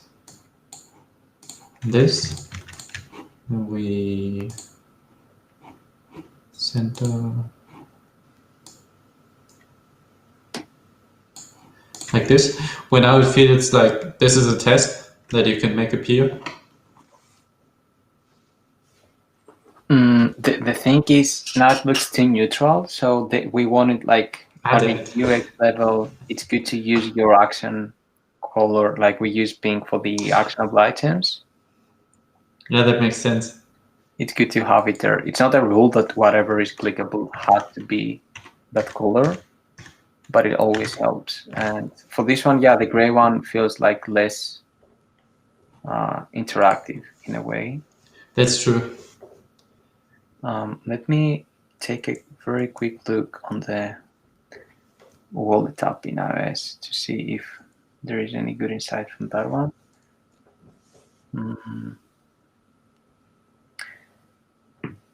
Yeah, also for the size, I'm not 100% sure, but you know what? We don't care. Now we fall into the trap of analyzing the UI when it makes no sense. Like people can find it, people can understand that this is clickable. So we know that this UI is not good enough, but it does its job for now. So let's just go for it. This create a test version so that we can do the first user testing session and get some insights. So give it a try. This can become smaller. Yeah, I'm not sure if it's good to have some kind of disclaimer close to the call to action, your testing it. But I don't like the disclaimer in a way here. I also don't like it. It's also on the onboarding. Let's keep it simple. Should we do it like this or change the order of the buttons? So to make it. Yeah, we could have it at the top. But it doesn't look good. But what I'm thinking is if you have like 20 tests, you don't want to scroll all the way down. But we could We could solve it. If you have many, like once you sign up, you can change these to a button over here. Yeah, that's what I also wanted to say. Like here. So we can have multiple UI states for this and have over here, oops, sorry, a button that says add new or something. Yeah, that makes sense. Or we can even make these smaller. Yeah, there are many ways to do it.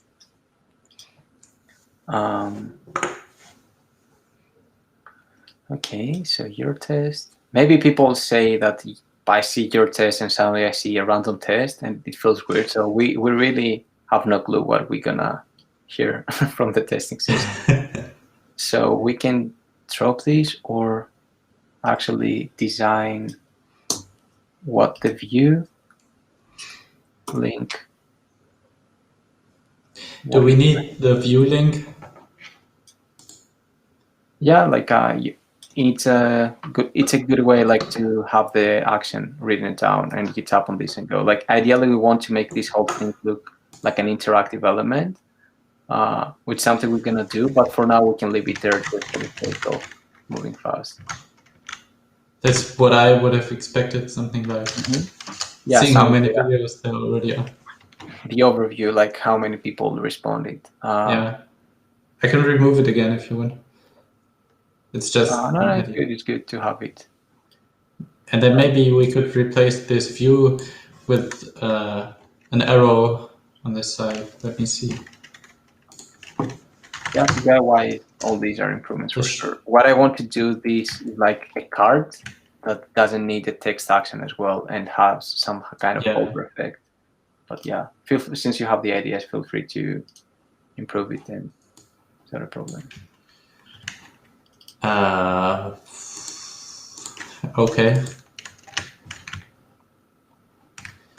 I tried to add an icon and it added a screen.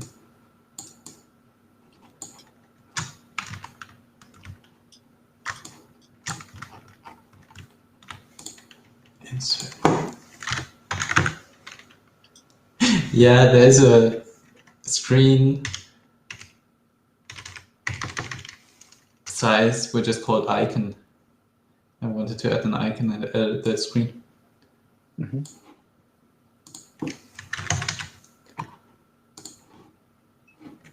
Yeah, the one.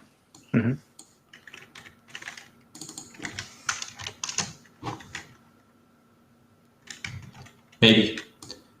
Would you do it?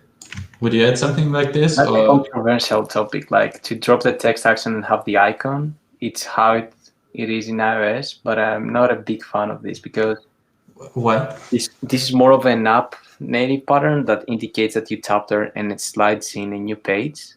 But the web is different. Like it works more with links. So for the arrow, I'm not really confident. But it's not wrong. Like it's the thing with the design. You cannot say that this is wrong. You should never do that. But I prefer like especially for desktop text actions. By the way, good experiment as well. Yeah, but you're thinking about the platform and saying this is not what the web usually does. Yeah, exactly. On web, you're more used to having links. Okay, that makes sense. Then we can remove it. That's so nice to see when you think like this. Can you add it back? Can you undo? Yeah. Okay, so what would make sense is have it here. Next to the text. Make it a bit smaller. Whoop. Yeah, to have something like that to incorporate it into the action. Makes the view more actionable in that way. So let's say, or yeah, never mind, control it. I think for the user testing, that's fine. Like this card is too boring for me. I'd like to make it better visually, maybe create a thumbnail from the link that you submit, or the 7 videos, we can use a nice link or avatars from people to make it more like, okay, these are actually people that submitted your data. This is also in the refactoring UI book that one of the main tips that they have is don't describe everything by writing text, like 7 videos or how can I say, like that what you describe in text if you can describe it visually, go for it. So the 7 videos can be described by having 7 avatars of people that submitted the feedback, or by having the number 7 and an icon of a video, let's say. And for the link, instead of having the link, let's say, of the product here, it could be the thumbnail of the web preview. That's cool. On a UI level, we can for sure improve it in smart ways and make it more visually engaging. So at which point does it switch from UX to UI? Sorry, at which point you said? Like you're mostly focusing in your course, for example, on on UX, sorry. And at which point does it go from UX to UI? Like it seems to not always be clear where the difference is. Yeah, indeed. There's no like clear point, but at first, as you can see, this is fine to validate the concept. Like on UX, you really want to test out the flow and the content, and then on the UI, you want to make this easier to scan and visually better. So, for example, if the page was a mess in terms of content grouping, and you had many containers, actions were hard to find, and so on, that'll be a UX problem. Like on the UI, it's more about, okay, how can I take this boring card and make it more engaging in a way? Like maybe drop the text action and communicate it through animations, like the 7 videos, instead of being plain text, maybe add an emoji or an icon and so on. So I proceed to also for this one, I start doing UI details improvements once I know that the concept that I have is good enough. Like I've tested the concept, I know that the content of the screen makes sense, the way that I group the content and present it makes sense. So now I'm just gonna make this content easier to read and more engaging to read in a way. But if the concept is wrong, it doesn't make sense for me to improve the UI. That's why we said also for this one, you know what? It does the job for now, but we feel we need to make this action better, because now we're trying to build the concept. Yeah, I like that you're stopping my headphones have been disconnected. One sec.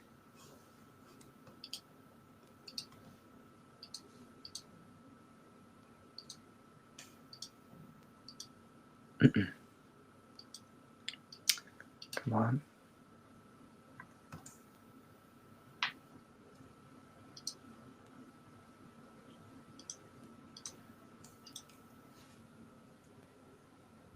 Okay, now I can hear you. Perfect. Did you say anything while I was describing the whole thing? I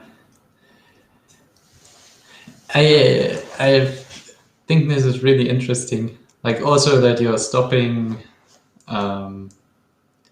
Like when I start talking about details and you say, no, let's do this later.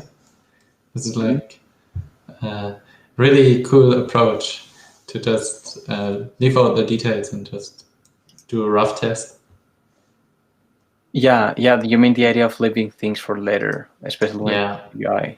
That this is something that also comes from experience. Like at first, I was getting blocked all the time because I was like, yeah, I need to improve this and I need to improve that. But in the end, I was like, no, I just first need. It's really learning to set priorities when it comes to building something. Like on the MVP, you prioritize in terms of business. Like, okay, we need these features to release, otherwise the product has no value to people. And when it comes to design, you're like, okay, these are the things that I need to validate first in order to proceed, and then work on these details and validate them as well, and so on. So yeah, this is it comes through experimenting and experience as well, I would say. So for this one,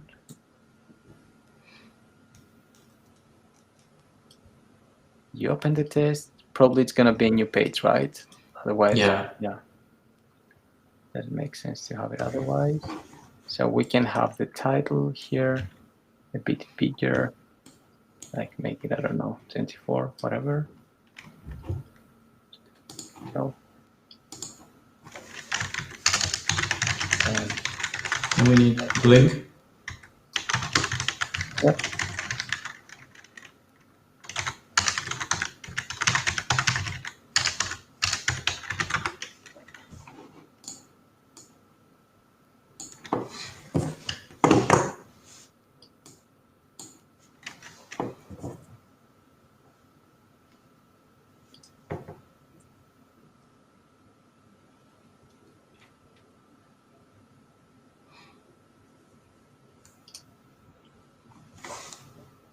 I also had a kind of not breadcrumb, but more of a back navigation action, which is very important to not get lost.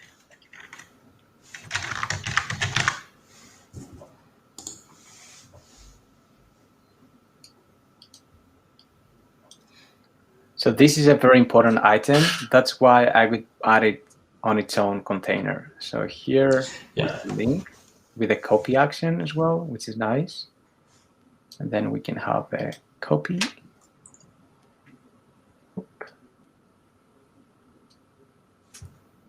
Like this feeling, man, when you just slowly build the design, at some point you're at the point where like, this is, I really want to see this product live. It's so cool.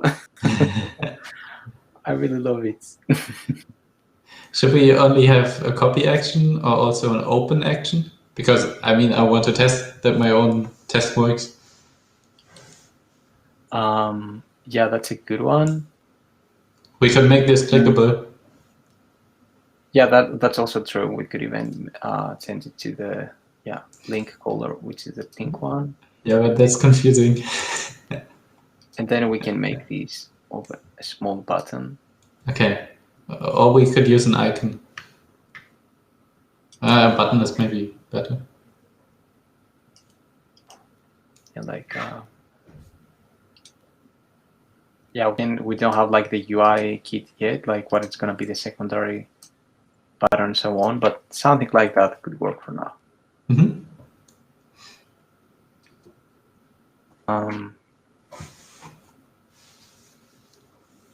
GitHub has a really nice for their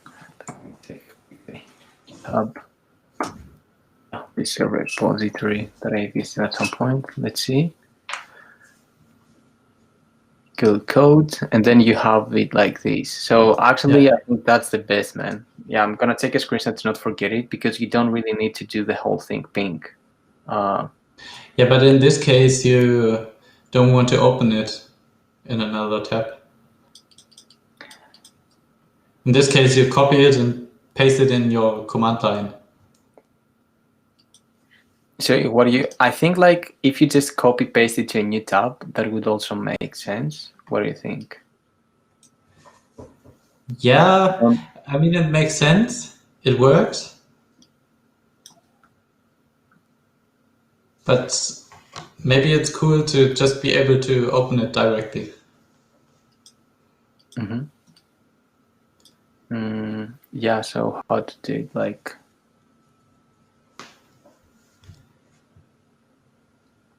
just make it clickable. Yeah, let's just keep it like that. I think we overthink this. Let's just keep it simple.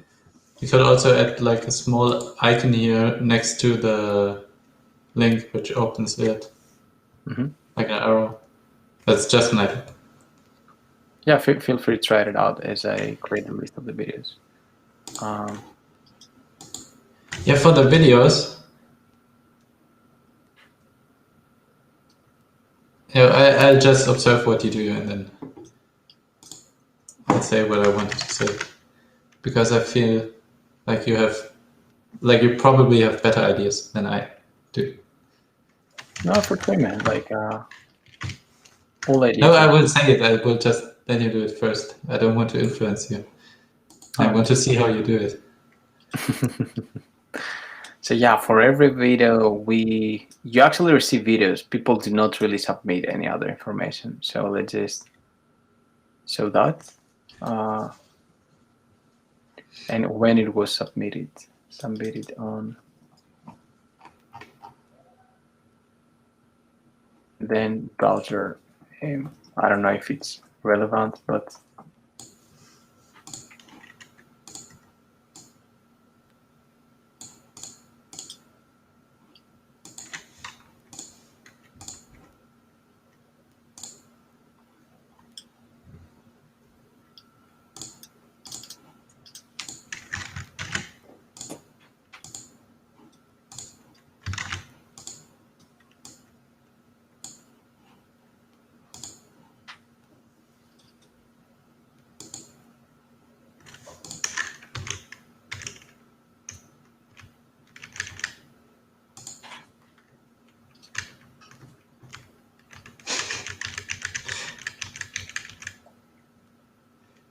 nice, man. Yeah. Yeah, For but sure. an interesting Now I thing see what is you that your design looks differently than mine.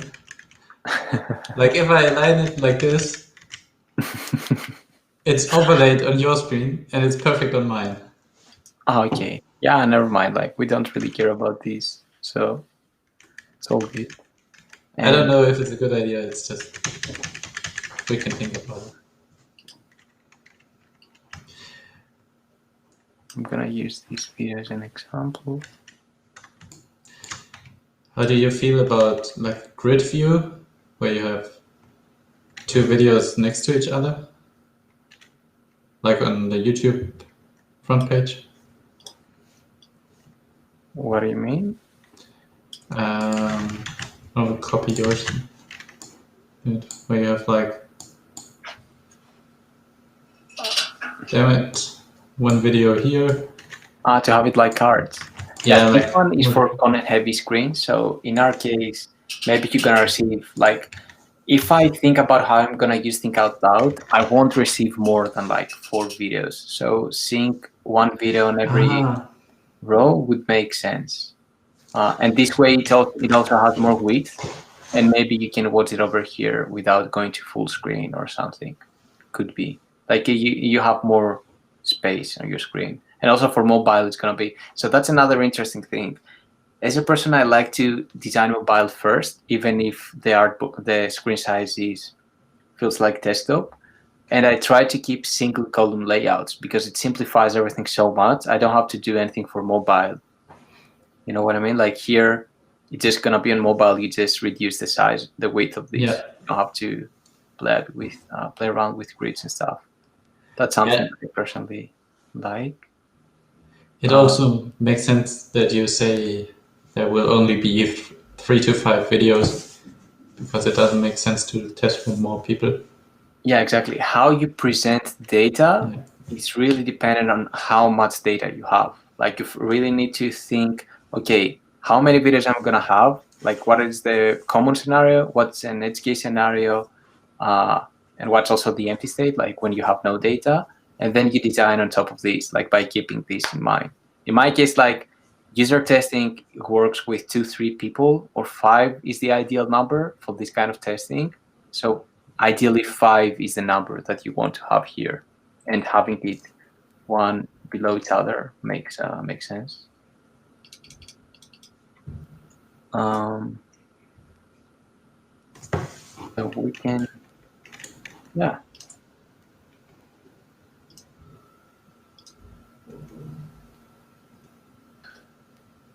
Trailer. Yes, nice. Then we can make this too.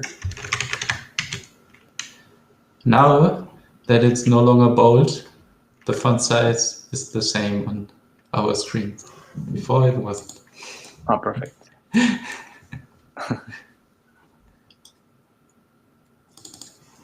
And here we can.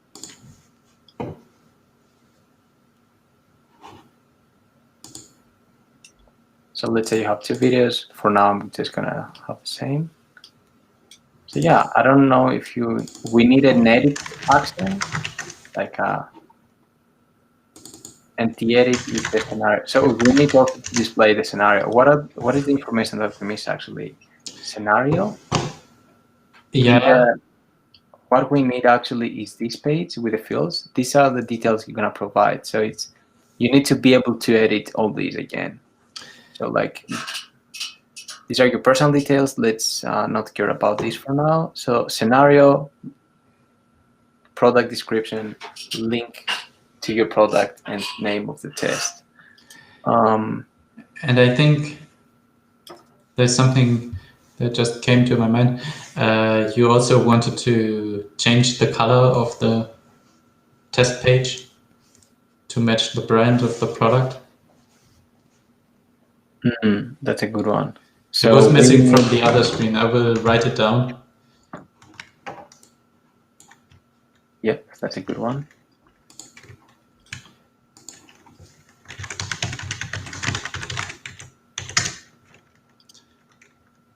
And the avatar. Although that's a personal.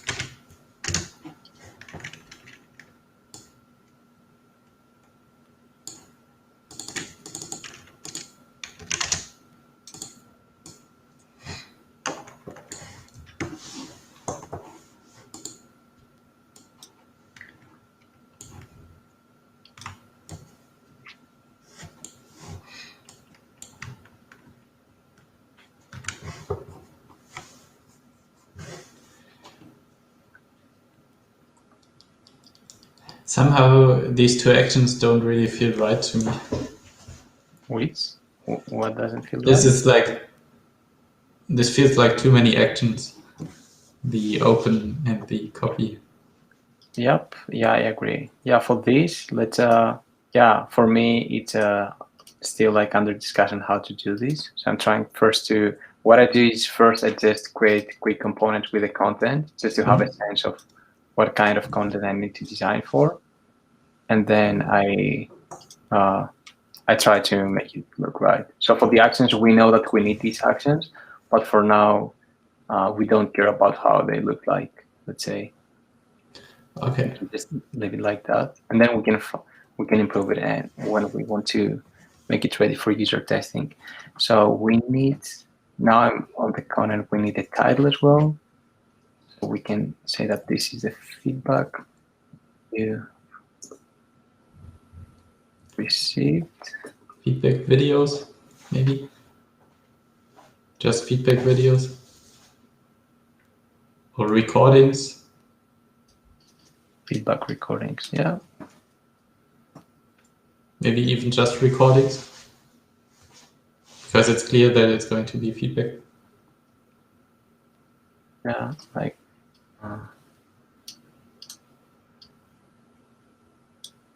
let's keep it like that, and then we can work on the copy later. I'm just trying to think how to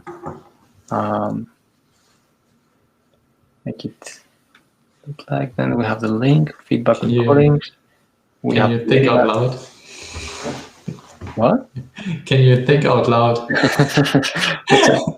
Yeah, good one. So what I'm thinking is what kind of other actions we need. I think these are all the details. Yeah, you need to be able to see the scenario as well, the color you've chosen. So you actually need to be able to see all the attributes you provided. The link, description of the project, brand color, scenario. Yeah, and the avatar.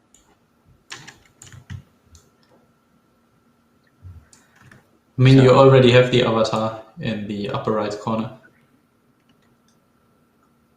Like here. This is your avatar. Yeah, indeed. This can be under the account settings.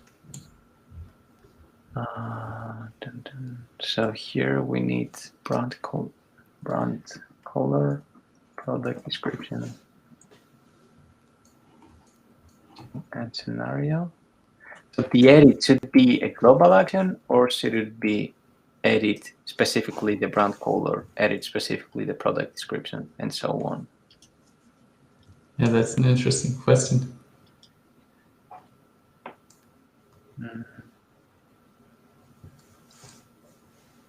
Give me 1 sec.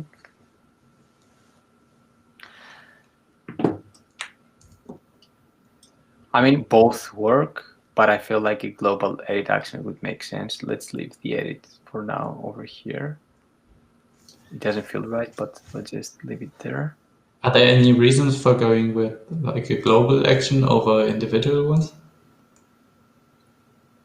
Not really, more of simplicity, I would say. Okay.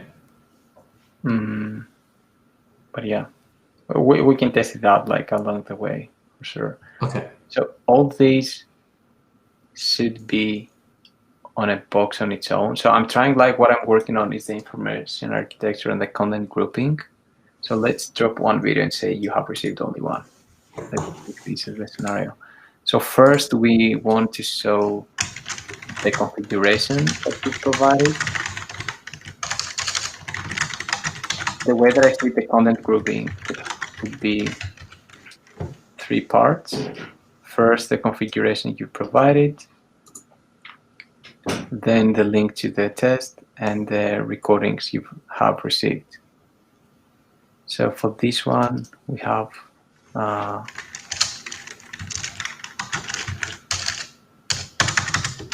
how should we call this section here? The test or settings? I think settings makes more sense. Details? But settings feels like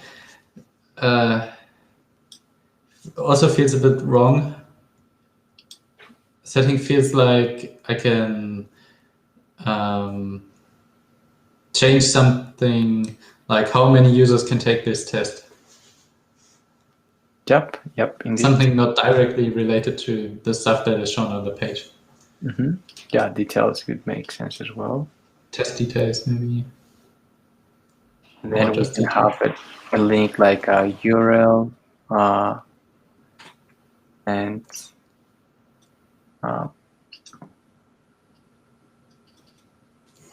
yeah.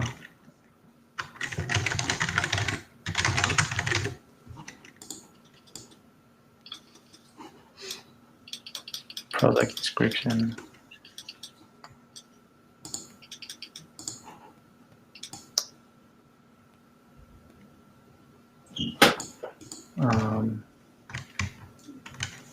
Brand color. What is wrong with the box? Fill framer is freaking out a bit. Are you moving stuff or?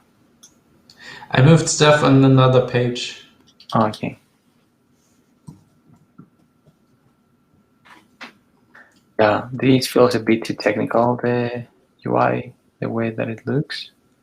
We can URL scenario products description.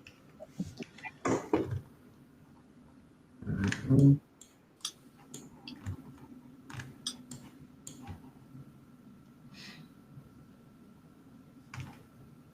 I mean, for an MVP, it does its job, but I'm sure we can do better than that. Like having a boring detailed component. But the information that we want to show is this. Here are the details you provided. You can edit them. Here's the link to share. And here's the recordings you have received.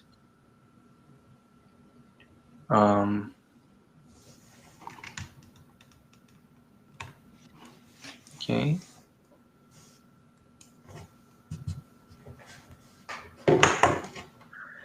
I think that's a bit enough for today. Like, I feel my brain is done.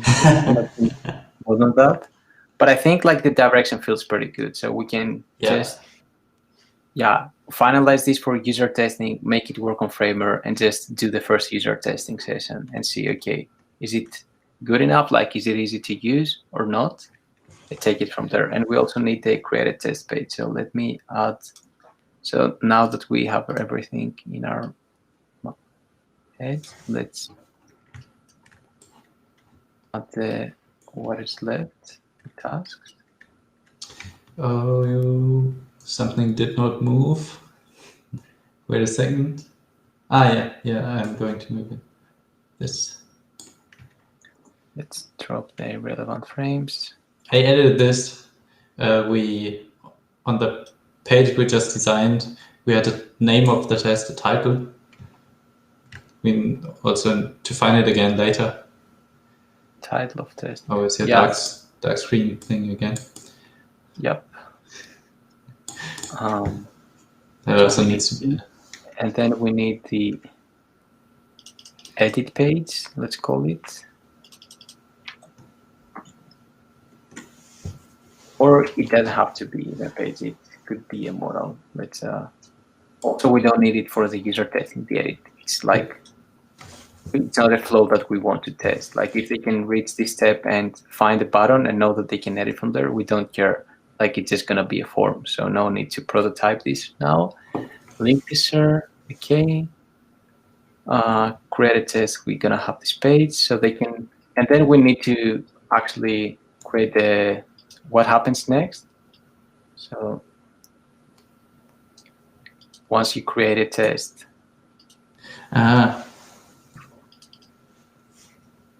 flow of creating a test, and then yeah, we can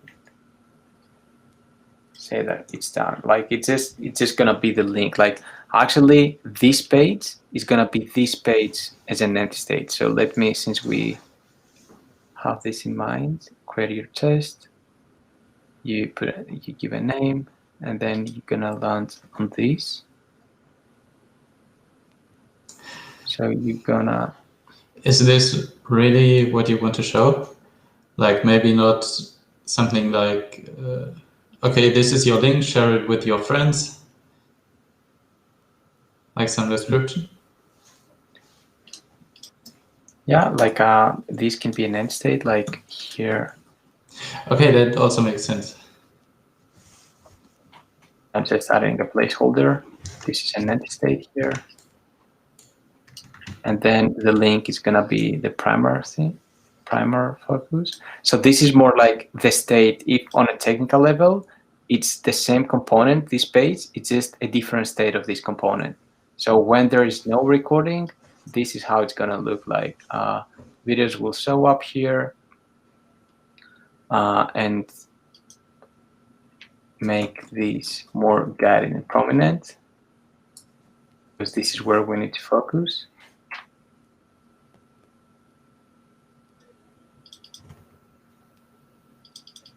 Sure. I think.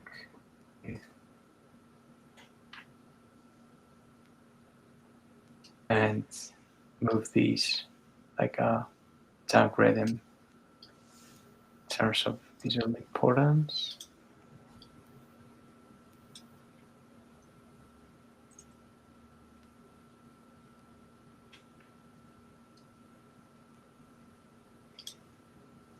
Testing thing, and this is name of your test. So we can have something like that. It would make sense.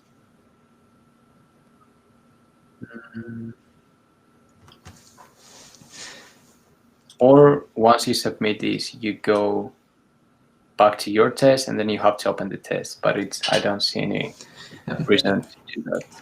When I submit this page, I would expect to get like an intermediary step where I see something like, congratulations, this is your link, now go share it with your friends.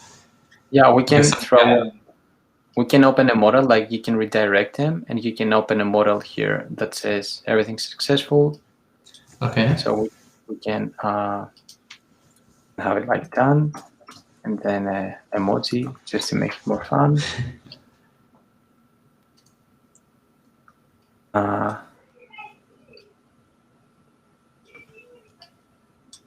And then say something like, come on. Sure.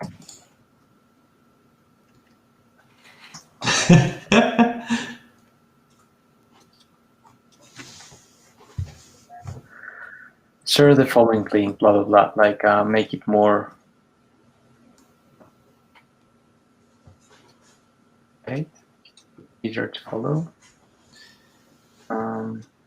So yeah. I see that you really like models. Yeah, man, models are beautiful, like because it's just a small chunk of UI that you can inject, and it's not so annoying. So instead of having a full widescreen just to say congratulations and here's the link, you redirect them to the page. They have all the details, and you just give them this to more of a notification, like, hey, you did it, everything is good, and then you show the link. and then you can add a button and say something like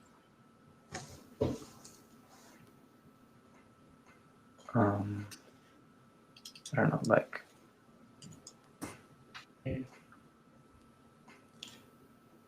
Yeah, I'm curious how this is going to work out and how you are going to use models in general, because my approach would have been different. And another way to do your it approach is often better than mine because you're a designer and I am not. So I'm curious. Yeah, there are many ways you can do it. So you can have any in between page, or you can have a model, or you can have a toast. Like, do you know the toast component? Yeah. And there is a beautiful library, like a guy made recently. Hard to find now, but whatever. It's like very nicely designed, and we can just redirect it to this page and throw like a nice toast on the top and say success, like your test is created, and then you're gonna see this in a clear way that okay, here's the link to share, and we can simplify it even more by moving this inside the recordings, let's say. So what would make sense design wise is to combine these actually. So this is the name of your test, you have the share, and not really make them separate sections. Videos will show up here, and then here are the details. So you see it tells that is everything successful, and then you see this. But we need to make this the most prominent item of the screen, because now it's just a small link. You don't have so much noise. Ideally, you should only see this, that hey, now just copy this link and do nothing else. So we're gonna find a way to make it better. Maybe like move it in this container somehow. We're gonna find a way next time.